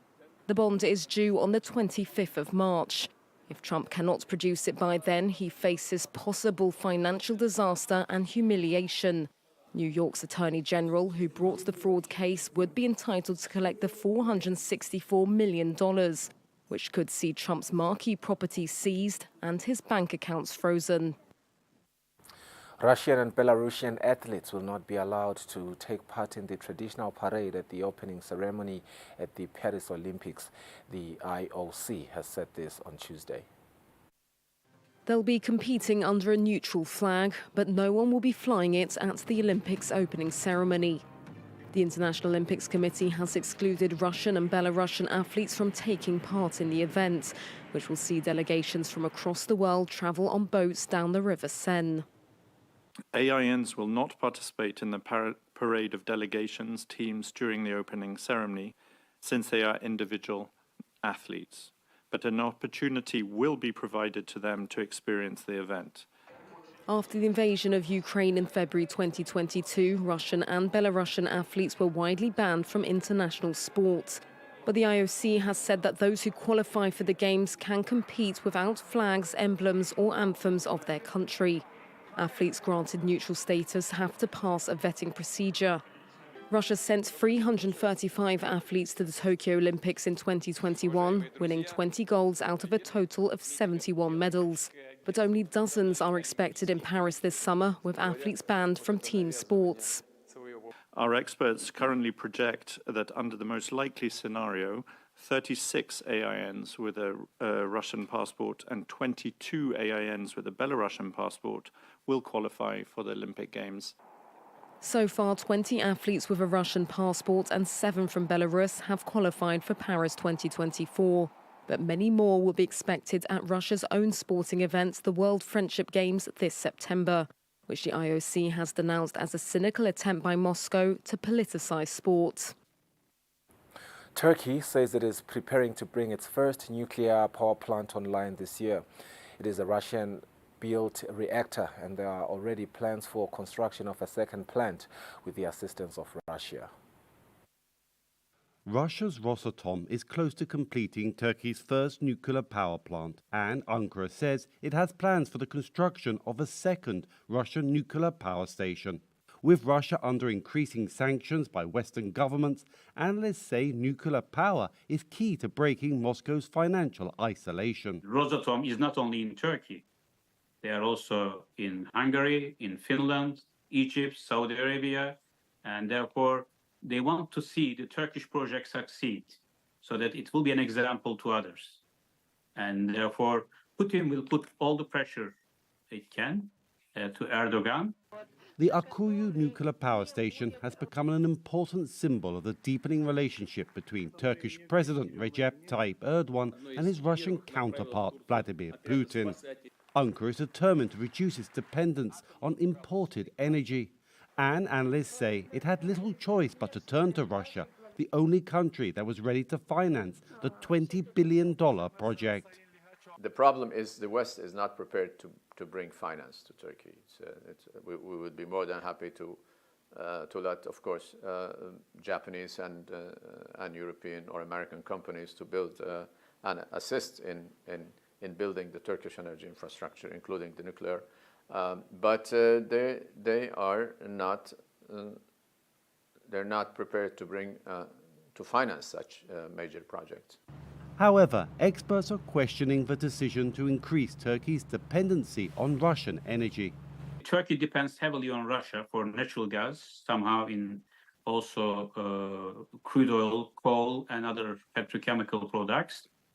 And politically also, there is so much cozy relationship. And repeating the same dependence on Russia for nuclear power plants is not a good idea. Because today you might be friendly with Putin. God knows what might happen down the road 2 years, 3 years later. Ankara is also in talks with China and South Korea about building a third reactor. Analysts say that for China, such a project would fit well with Beijing's new strategy of facilitating large infrastructure projects. The changed strategy is to invest in green energy and, renewable energy. China is big on that, right? Chinese companies are indeed becoming really competitive. And if it happens, it's going to be one of the most important Chinese investments, not only in Turkey, I think also in the region. But analysts warn Turkey's Western allies will be uneasy about Ankara's long-term commitments to vast energy projects with Russia and China amid ongoing tensions with both Moscow and Beijing.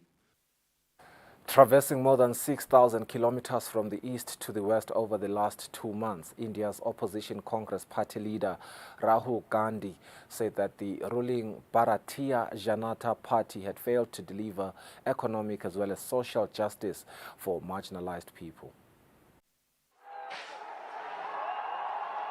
Traversing more than 6,000 kilometers from the east to the west over the last 2 months, India's opposition Congress party leader Rahul Gandhi said that the ruling Bharatiya Janata Party had failed to deliver economic and social justice for marginalized people.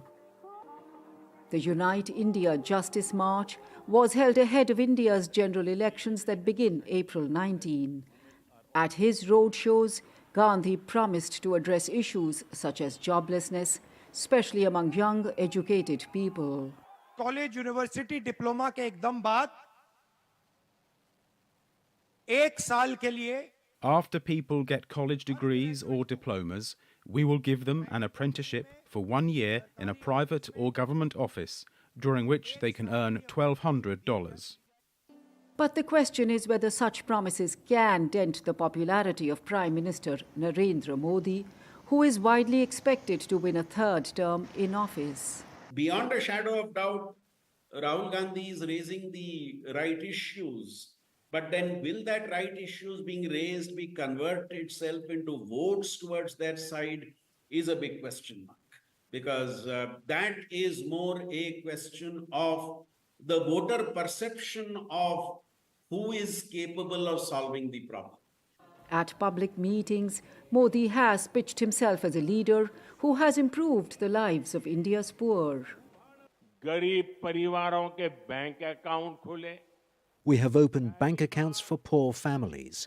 For the first time, we have helped millions build concrete houses and given them free vaccines, toilets, water, electricity connections, and other facilities in their homes. To counter the BJP, the Congress party forged an alliance with about 24 regional parties last year. The India alliance aimed to prevent splintering of votes among opposition parties. But the group is showing signs of floundering. Some of its big leaders have left it. Some other big leaders are not joining with the Congress and other parties to form a broad platform, which was the idea that they would offer one opposition candidate against one candidate of the ruling BJP. Analysts say alliance partners lost confidence in the Congress party's ability to lead the fight against the BJP-led alliance called NDA after it suffered massive losses in December in 3 state elections. it weakened the Congress role as the pivot of the alliance.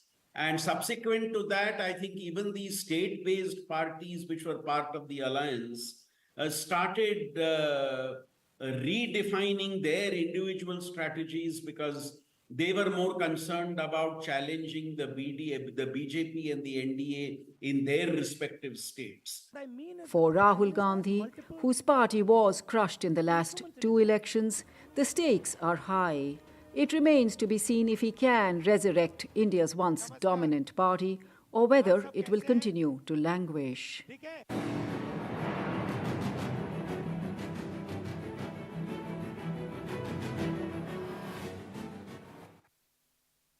The president of the Eswatini Football Association, Peter Simelane, says the ongoing club directors workshop, which is being facilitated by the Football Association, will assist a lot of clubs to find means and ways of generating revenue. Simelane was speaking when officially opening the workshop at Sigwaca House, Mbabane. And that's it for our English news. Let's go for a net break. Linton Gula speaks to Nosipho Mnguni from the Real Eswatini Police Service.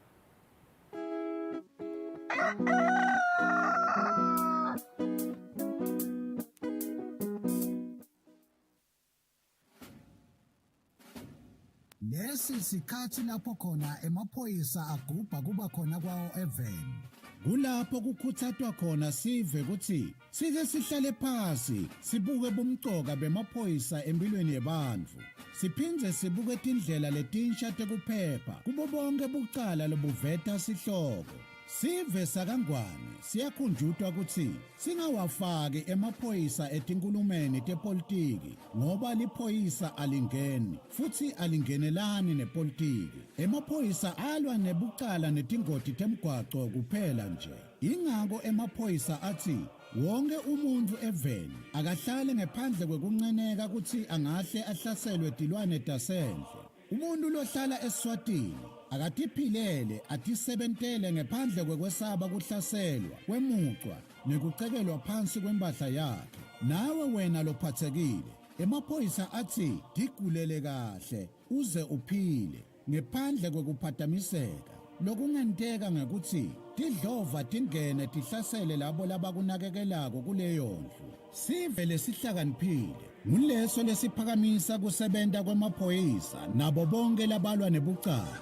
Ngale kwaloko timbungushe tiyawuwangenela emazinyane kungenamuntu ekhaya.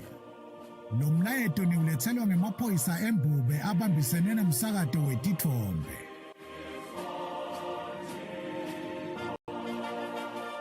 Be sure to catch Business Watch every Wednesday between 2 p.m. to 3 p.m. where we feature the latest updates on business news, market trends, and exclusive interviews with industry leaders, as well as insights on emerging small and medium enterprises in the commercial sector. Business Watch, your business leader.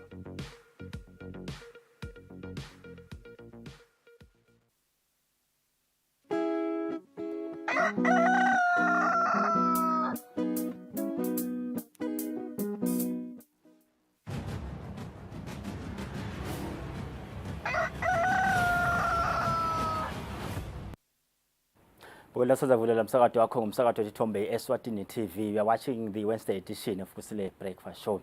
Sinelisekela ke lalo xumanisa emaphoyisa nesive Inspector Nosipho Mnguni bonkosi namhle ekseni. Sifuna nje kubuka kunedigameko letinye letibhlungu lesitibonile kulamalanga. Sifuna ukuthi asisite mhlambe nekusita nje sive kuthenene siqaphele one umuntu angatikhanzise kaphule umthetho nokuthi ke ngathi khanzisa uthole leyo ngoda nguvusele Nosipho Mnguni namhla ekseni lokubhlungu ufuna kucela ngako kuloyo ukuthi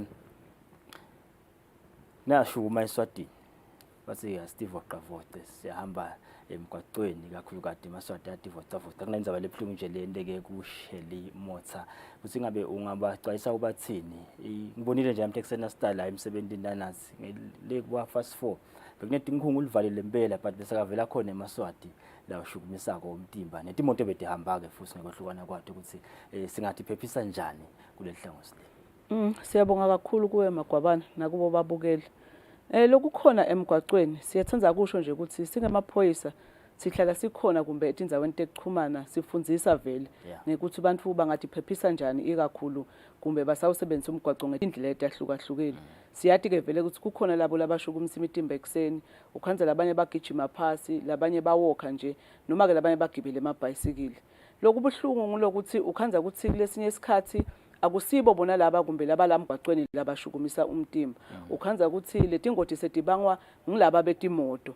Le kuyinto ngoba phela uma sikhuluma ngekuphepha emgwaqweni sisuke sikhuluma nawo wonke nje umuntu lokuthuka angene khona ekhathi emgwaqweni. Le kubuhlungu kakhulu nje kuloko lokwentekile ku make motha sicela nje ukuncestela kakhulu umndeni wakhe nemndeni wakaKheni. Lokubuhlungu ke ngilokuthi uthi nawo nasesikumbe sesiphenya singemaphoyisa ukhanze ukuthi ngulomshayeli wale moto lo kumbe uhlulekile ukuthi ende siciniseko sekuthi phela naye uyamphephisa lona lo sebenzisa umgwaqo. Le yinto lesicabanga ukuthi sitawuchubeka nje sizame vele ukuthi sigcizelele siyifundzise ukuthi na usebenzisa phela umgwaqo yathi ukuthi uma ngabe wena uchuba leyo moto awubukeli ukuthi uphephe wena kuphela kodwa ubukela nalabanye kumbe laba usebenzisako labanye labachuba letinye imoto nalabanye nje labangabe bahamba phasi. Kuyasita yini mhlambe nakubo labo labasebenzisa umgwaqo ekseni kakhulukazi labagijimako kugcoba mhlambe impahla le ntathi titawukhanya labanye bayafaka ama reflectors kuyabasita yini mhlambe nabo bashayeli betimoto lo. Ngibona vele sikugcugcutela kakhulu ngoba lokho kwenta ukuthi nalona lochuba imoto asheshe abone ukuthi kunemuntu loqhamukako asesesigabeni lesikhulu kakhulu.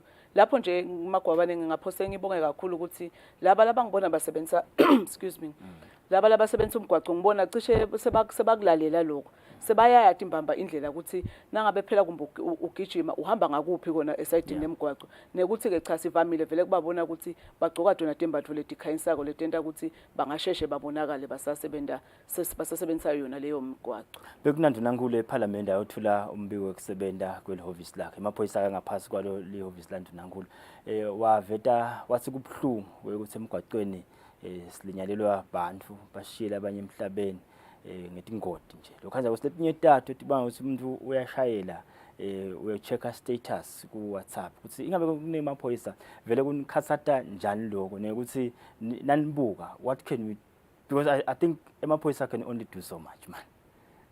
Siyabonga kakhulu Magwabane kona kubhlungu kakhulu vele ngoba ngeke sithi asikafundisi sesifundisile kude futhi umuntu lo lesengathi kumbe usebenza umgwaqo nje akade ukuthi kumele atiphathe njani kodwa ke vele siyakubona ukuthi kukhona labasachubeka ukhanze vele na uthi uyamenca umuntu umkhanze usecingweni ungasati ukuthi ngabe kanti vele sekufute sikhulume kanjani kodwa ke angeke sikhathale simaphoyisa ngoba vele kuyimandate yethu kakhulu ukuthi sichubeke sifundise sethemba ukuthi leli vangeli vele litawugcina lingenile ngoba siphokophele kakhulu vele kunciphiseni tona tingoti temgwaqo sitawuchubeka ke vele sifundise nekuthi ke kumbe lokunye lesingaphinze sikwende kubita ukuthi singemaphoyisa vele siuqinise lo mthetho sente siqiniseke ukuthi vele lokhanzakala kumbe usebenzisa icingo kumbe wendani into lengabe siyamphazamisa vele simumise simthathe simbophe kude kumbe atawuhamba aye enkantolo atokuva lokuncinteka ukuthi atokukhumbula ngakusasa ukuthi kodwa lokhu akukameli ngikwende ngoba kumbe namuhla ngikwendile ngaphumelela kodwa kusasa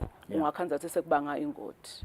Nembala bongosikazi njoba kungilenyanga amashi nje ngeke ngabona kuwe mapheje amaphoyisa bathumisa bumakhe labanye bayasita emgwaqweni labanye bayasita inhlangothini letitsite kulenyanga yamashi sebathumisa nje lana sihlele bongosemsebenzi lomuhle labayendako naye noSipho siyamthumisa naye nemlingani wakhe ephindile Vlakade emsebenzini lebayendako kunalesinye lesibhlungu lesenteke ngala bomahuko.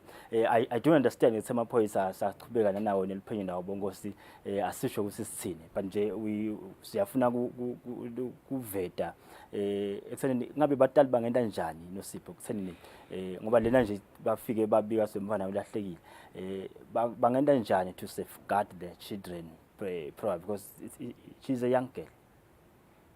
Siyabonga kakhulu Magwabane kona kubhlungu kakhulu asisho ukuthi kumbe sibuke ukuthi kumbe kungashona laba lasabakhulileni kodwa nje silive siyicommunity sibuka phela ukuthi laba labancane ngibona labantu abangumliba walelive wakusasa le sithanza ukuchubeka kumbe sikugcizelele ukuthi nasihledi phela emakhaya asente siqiniseke ukuthi sibatali bantwana siyabati ukuthi bakuphi yebo ke angeke kube ngiso sonke isikhathi ngoba phela nami nje nangisekhaya ngibhizi kumbe ngemisebenzi yami kumbe ngaleso sikhathi nje ngikhathele ngadecide ukuthi kumbe asengiphumule kodwa ke asifundzise ngoba lokunye lokumcuka ngilokufundisa magwabani nebantwana nje nanabo sihle sithola isikhathi sihlale nabo phasi sibafundzise ukuthi lokhu akukameli kwendeke lokhu akukameli kwendeke kuloku nje lokwendeke esteki yebo kona ngeke singene kakhulu ngoba sisazama kufuna lokuthi engabe umntwana nzini vele ulahle kanjani ahlele ekhaya ngoba beta nje batalise beta kutobhoda ukuthi umntwana akasabonakala ekhaya kungilapho ke simaphoyisa sibhalisa sizama ke kufuna lihala ngebhadi ke nkosami watholakala sekatholakala ngelisondvo sekasishile emhlabeni umtimba wakhe sawundanda khona emandini kodwa ke vele siyathanda kusho ukuthi ebatalini uma usekhaya phela uhlele nebantwana labangathi basesebancane yenda siqiniseke ukuthi uyababona uyabathi futhi ukuthi babhizi ngani yebo ke bantwana kudlala kodwa ke uma sawubona ukuthi ungathi sesizanyana isikhathi ungabevane ukuthi ngabe badlala ngakubi funa phela ukuthi ingabe bakuphi utoqiniseka ukuthi baphephile nalokufundisa ke kutawusita ngoba kulesinye isikhathi nje kuletinye tigameko ukhanza ukuthi laba bantwana ufike umuntu wabakhulumisa kumbe wabawunga ngaleyo ndlela leyo wagcina umbana ahamba kumbe nanangibabele ufike wathi ungumalume naloko ke kumcoka ukuthi sibafundise abantwana ukuthi malume phela akube ngumuntu lo kanjani kumbe ke kungaba nekuthi phela ufundisa inhlonipho vele umuntu nabambona amdala batawuthi ngumalume kodwa ke na ufundisile ukuthi uma ngabe malume efika akuvusela hamba ke wena bese uyotshela make noma utshela abantu lomnyelo ohleli naye la khaya lomdzala ukuthi wo cha nangu malume ukhuluma uthini ngaleyo ndlela leyo sicabanga ukuthi kungancipha kumbe ukuthi ukhanze ukuthi sesilahlekelwa abantwana lesihleli nabo emakhaya lokunye lokuphinze kwababa uhlungu I think indzaba yayitolo yini nangaphosisi nosipho ukuthi bantwana badle imasa nemaster ne100 we do understand ukuthi sihlushwa ngemagundwane siyabasebenza bo retex ukuthi amakutheni nemathukundwane silwe nawo but sekune element ye safety ke manje nase kunebantwana ekhaya ukuthi how do we handle ma pesticides vele ekhaya la kubanye emakhaya njalo nje sitawuvuna kunamaphilisi ngobolwana khanza siyahle deep dedemu bana lithatha uyalidla ibuhlungu kakhulu nayo leyo magwabani kodwa ke vele umsebenzi wethu ukuthi siyikhulumise sitawuchubeka vele sincuse emakhaya ukuthi ikakhulu nangabe phela sihlala nebantwana ngalesi sikhathi engasibo bantwana nje nebantu labadzala ngoba ukhanza ukuthi lomunye uhlukubetekile engcondveni kumbe vela akaphatheki kahle nangabe ke sekubeke kabi kumbe letintfo leti ungakhanza ukuthi so usheshe uyafika kiko so yakudla ngaleyo ndlela so uyasilahlekela kodwa ke sicela kusho phela ukuthi ikakhulu lapha kunebantwana khona ngoba nje kulena lokukhuluma ngayo bantwana babone kudla nasiphenya ke vele bantwana ungathi malume vele bekavamile kubentela kudla abese ke so uyabanika lokubhlungu ngaleli langa leli malume wavuka wahamba waba ngumuntu lo busy ke bantwana labangena endlini babone kudla bacele kugogo kuthiwa gogo malume usendele kudla sicela kudla nagogo ke ngekungadi wathi hayi no chubekani bantu babamdlanini kudla kani lokho kudla ngalelo langa umuntu omdzala bekathi uthiye kumbe ligundvane lebekathi uthi liyamhlupha endlini siyacela kakhulu nje ukuthi phela akube ngithi vele labadzala labenta siciniseke ukuthi siyabaphephisa njengekuthi nje nangabe vele kukhona kuthele ngikwendile angente phela siciniseke ukuthi nangabe ngiyaphuma kumbe kulelo gumbi lengihleli kilo ngiyavala vele ngiyakhiya kutabete lo tawungena lo ungakhanza ukuthi sowugcina uwela kuloku lesikubonile nje kwendeka kaphunga sitawuchubeka vele sicele kakhulu ukuthi bantu ngosami emakhaya isafety yasemakhaya imcoka seminingi kakhulu emphefumulo lesilahlekelako ngetindlela lesingatitholi kahle naleti ngavisi leti ngajabulisi kodwa ke ngeke vele siyekele ukuchubeka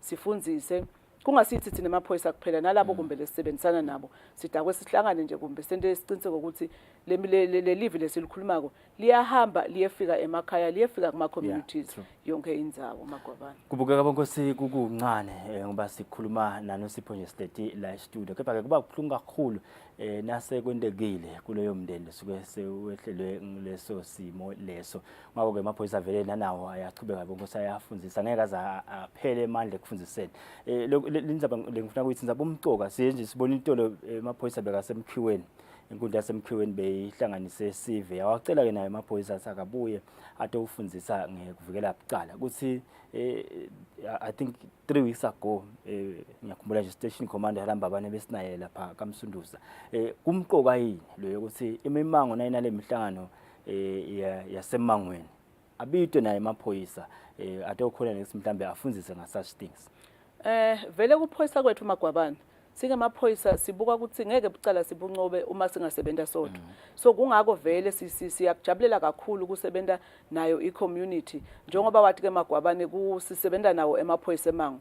Sikubonile kusisebentela kakhulu emsunduza nje impela bajabulile kakhulu futhi nathi kusijabulisile ukuthi ngendlela lesisakhelo obudlelwane ngayo bucala buyabonakala ukuthi buyasebenteka ngoba ukhanza ukuthi nalobucala lobendekako labantu labahlala kulendzawo bayati nekuthi bobanda labenda lobucala fanele ukhanze ukuthi ihlobo tethu bomzala kungako singeke sisho lutho bese emaphoyisa kumbe nasekathayo usebenza sesiyabafihla futhi labomzala so nje lo umsebenzi lesiwendako ukuthi siphume siye khona esiveni mkhulu kakhulu ngoba batawati nabo ukuthi wo uyathi ngihleli namzala la khaya but umzala ungathi akadiphathi kahle ngaleyo ndlela simaphoyisa sesiyakhona kusheshe simlanze umzala simkhulumise ngoba esikhathini lesinenge akusiko ukuthi kumbe kufute sibophe yini akusiko lokho kodwa nje na ufundzisa ngoba lo mnye umfana ukhanze nje ukuthi ukuqalela into kumbe adlala kumbe ukuva bakhuluma esikolweni kumbe ukuva ku kodwa ke nasichubeka sifundzisa abantu befika lemiphakathi ngaleyo ndlela nalomunye ugcine eva kuthi man le ndlela lengidiphatha ngayo akusiyo so nje siyacela kakhulu sikubonile leminye imiphakathi ukhanze ukuthi ngibo labeta abasibide abameli ukuthi kuze kube ngithi lesiyakhona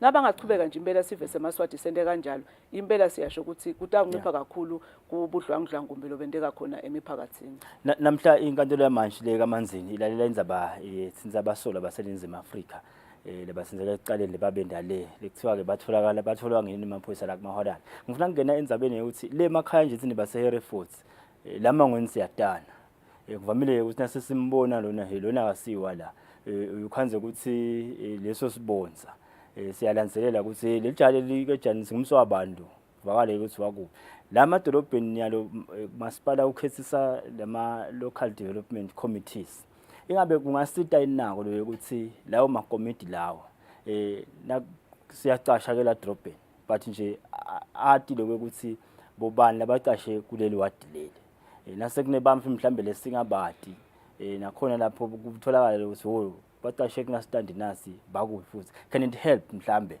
kunibambisana nani ngemaphoyisa ngoba bengilalela nje ka-ANCA bakhulumisa bomakhelwane balamajayitolo endzabeni tabo basho laba ukuthi wathi besicabanga ukuthi udigwili leti ngoba betente emaphathi every day vele bonakala bagcoka nentikhindi ungasimabhunu ukuthi can it help yini lama local committees la khethwayo lama wadini kusebenzisana nemaphoyisa ukuthi sataneni ngeliwadi uMagwabane so yishito so ngiyo nje lo ikhuluma impela kungasita kakhulu ngoba phela nakungimi nje ngingimastandi ngicashisa kumcoka vele ukuthi umuntu nakata ufuna atocela indlu yekucashisa asikhulumisane ngimati kumbe noma angethi angitshela konke kodwa nje akubo khona lelo limuva lakhe lelincane lengingaladi ngoba vele tigebengu tiganga kanjalo tithi setigangile tihambe tiyohlala kulenye indzawo lapho etati ukuthi atati wakhona kodwa ke nangabe phela labo lesebacashile batiphatha kumbe ngendlela vele kumbe lesingayijwayeli sibantu phela nathi asesisole ngoba vele ngiyona ndlela lengasisebentela lokusola ukuthi hayibo ingabe lapha kunjani ngoba nje siyacabanga nje ukuthi kulenza balo ikhuluma ngayo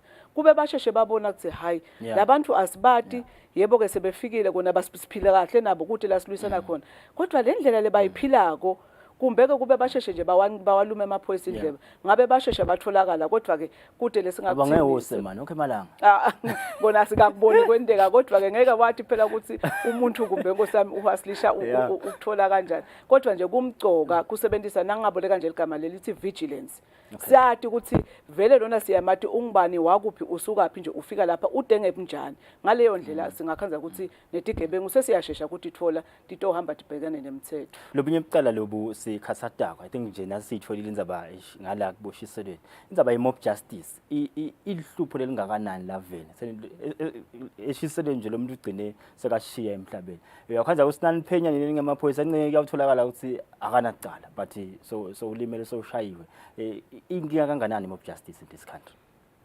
ibuhlungu indzaba ye-mob justice yebo kona siyathi ukuthi kumbe labo labasuke balinyelelwe naye usukele kumbe labo bantu basebenta ngekukwada kodwa ke egcineni kwakhona akusite ngoba phela umthetho ukhonela lokho kuthi nangabe kukhona kumbe labaphambana nawo abathathe babhekane nenkantolo bacoceke ngendlela lengiyo ngoba vele kukhona ukuthi ningakhanza ukuthi loyo muntu lesenimlimete nase kuhanjwa kubukisiswa lenzaba nikhanze ukuthi loyo muntu akanalicala kani encenye so unilimalele wagcina sishile emhlabeni nalokuthi ke seniphumile nendelo bucala lobu senimshayile so ulimele kumbe vele sosishile emhlabeni singemaphoyisa ngeke siniyekele ngoba phela nani lesenikwendile kwanaloko sekubucala nawu kubuka ke lapha seminingi lemindeni leseyiba affected ngoba uma nje niyimob ningithene siyabekisa ukhanze ukuthi nibo babe bemakhaya nonke kanti kube kumbe nilethe lona lomunye sathatha samgcina ngendlela lengiyo bekutawuba ngcono kunekuthi imindeni seyitawulahlekela bobabe labangithene kumbe sebayohlala esitokisini leyo minyaka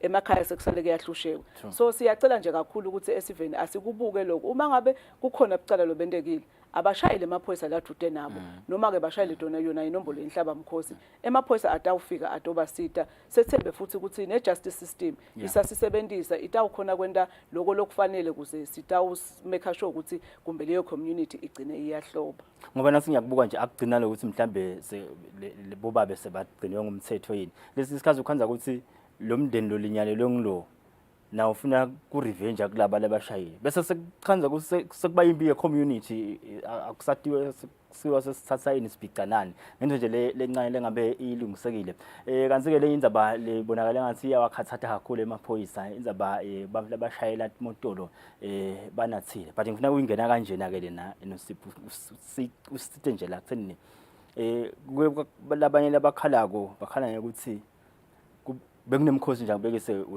webugana bahamba baya ehlane babuya naloko kudla le babuya nako bathi ke abakhanza vele emaphoyisa sekamile la emgwaqweni ngifuna lokuthi kulithikithi yini leyo ukuthi nakunemikhosi lefana nale umuntu sekangaphambana nemithetho emgwaqo ashayela imoto anathile liqiniso magwabana akusilo lithikithi ngoba into lesicokelela yona thini lesuke siyiqikelele ukuthi bantu abaphephe bantu siyabafuna ukuthi baye emicimbini imicimbi yemakhosi sonke siyayisekela futhi le micimbi lena ubuka amagwabane seyimicimbi lengabe itawusita ukuthi i-economy yelive ukukhule ngoba phela sekuta nebantu bangaphandle kungaba buhlungu ukuthi tithi tivakashi titile tide even la Eswatini bese tikhanza kumbe kwenteka budlapha abantu sebashayela kumbe banathelo lokudzakusako bagcine basilimalela ngoba lemibiko leyo emave ayathelelana phela nasebabuyela nje emakhaya sekuthiwa bantu bebathi baye emcimbini webukhosi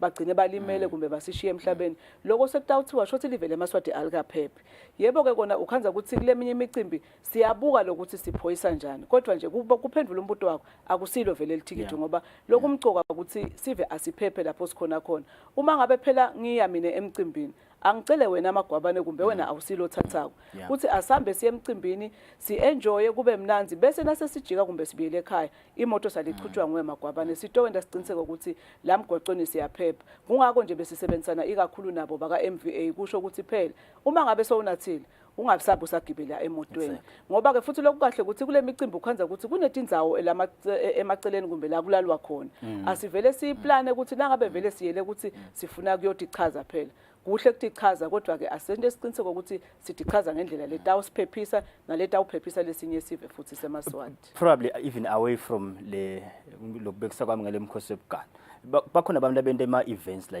events organizers bayawenda kungaba mcoka into sibabambisane mhlambe nawe emaphoyisa ngoba ngibuka isinaro le labanye emakhaya ukuthi hawu kuthi nje lapha kubo 11-12 ukhanzela amaphoyisa seke 200 meters away from le venue yami vele lapho sengiyalimala nanami ngabantu bami ngeke bete la enzaba sebayazi ukuthi nasilapho kwakho wena lo wento leyo mcimbi leyo amaphoyisa atasikweleka lokumcoka amagwabane yi-responsible drinking nguloko nje lesikupromoter asisho ukuthi abantu sesidaba bopha ngekuthi vele sigathe ukuthi phela bangasaye emicimbini cha imicimbi ngiyo leletha lephakamisa kumbe lomnotho wakangwane ngeke kodwa ke phela singemaphoyisa umsebenzi wethu ngeke vele siuyekele ngeke ngoba thina sisi bantu abathi bathi enjoya kodwa bathi ukuthi bakwenda ngendlela le responsible bathi ukuthi kuphepha vele sikhambise empilo ngoba wena amagwabane lana sesikhona silamgwaqweni sisuke singathi kumbe wena unga enjoy kodwa sisuke siphephisa wena ngoba udawuya lebo mnanzini ubuve bunanzi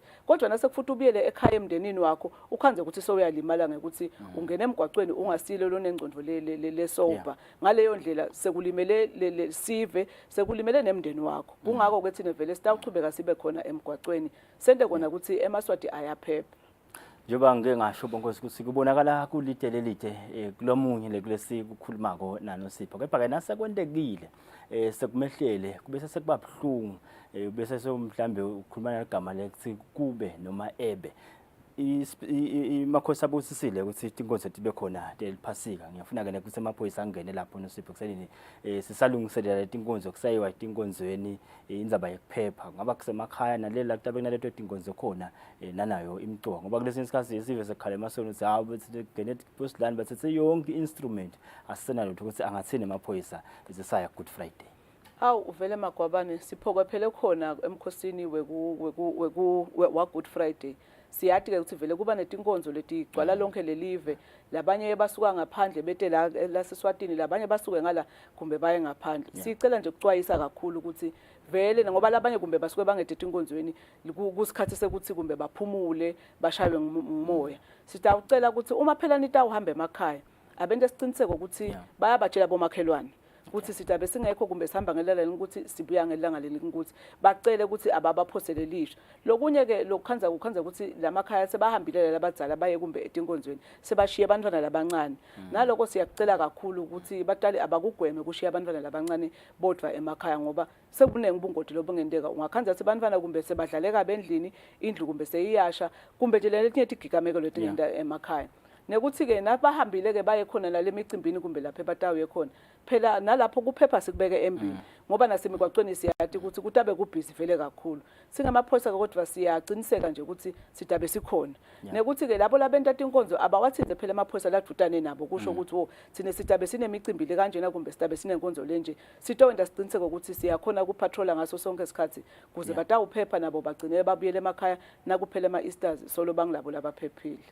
Kanti lapha ipage lethu la Facebook ngitsinzwa indvuna yangikhundla yalenda semkhiweni Comfort Shongwe uthi bahlushwa imfuyo ngoba inkosi yasendela umgwaqo lomuhle lobheka endase esikhupha ngiyafuna medem ukuthi ngingifakazi ke nami lenzaba leyo ngenami ngathi ngiyahamba khona lapha highway lenhle kakhulu kanza timbongolo lamgwaqweni sisikhathi kunelijika la ngitibuta khona ukuthi ngabe vele umfuyo wenda njalo ukuthi alale lesifuyo sakhe singekho kanzi bese sekulahleka imphefumulo I think last year kwashona abantu lababili kuna usuke egedini lasengwenya ngenzaba nje inkomo bekunetinkungu njengoba kunetinkungu namuhla ukuthi ngabe ingathini kubafuyi kakhulu kade kugcina lemfuyo lamgwaqweni ngoba bese sekubabhlungu nase umuntu ashile emhlabeni nakusiwa buleyo yini thola ingoti yemoto yenkomo.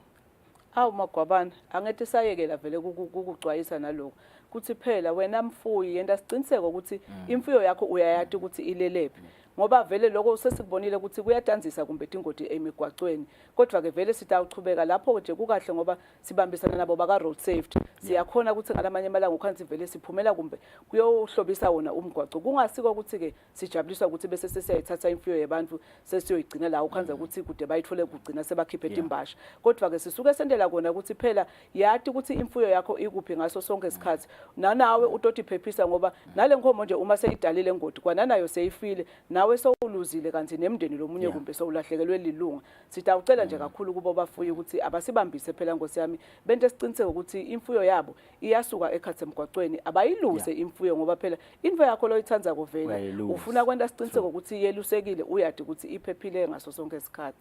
Inspector noSipho Mnguni bonkosi sekelala lokuxhumanisa ke amaphoyisa nesive siyajabula kakhulu ukuthi sibena base ekhoda lesimcoka bonkosi kuleti ukuthi sixwayise nje sive kakhulu kathi nakuta nje sikhathi esiphithela njengalesi wake washlomnye umlungu you never know the worth of water till the well runs dry angeke ubone bomcoka abalele sikukhuluma namuhla kude kwehlelo lo loseceleni kwenhlito yakho sibathola ukuthi manje sibuye silephethe ihlelo bonkosi.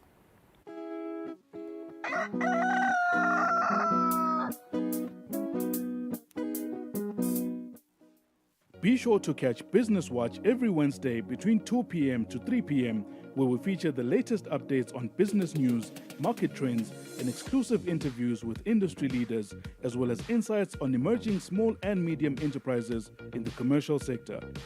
Business Watch, your business leader.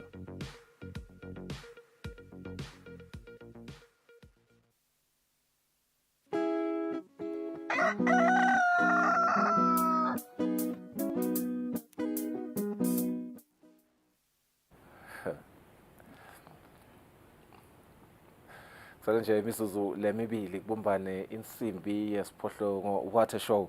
LinkedIn, I really enjoyed that segment in terms of awareness ngiyethemba ukuthi eMaswati lona ndlebe uvile, particularly inayindzaba ye drink and driving nje ikhatsata kakhulu ngoba you will take into account indzabe ukuthi we just lost a cyclist lapha kaNgwane, you know, lo muntu lomshayisile kutholakala ukuthi was under the influence. So kunengi lokungendeka kulolu hlangothi. Yeah, Simba bonke sikuthe Maswati atawuphepha elangeni. Ingakuthi nje kule mnyaka wonke siphephe bongosi.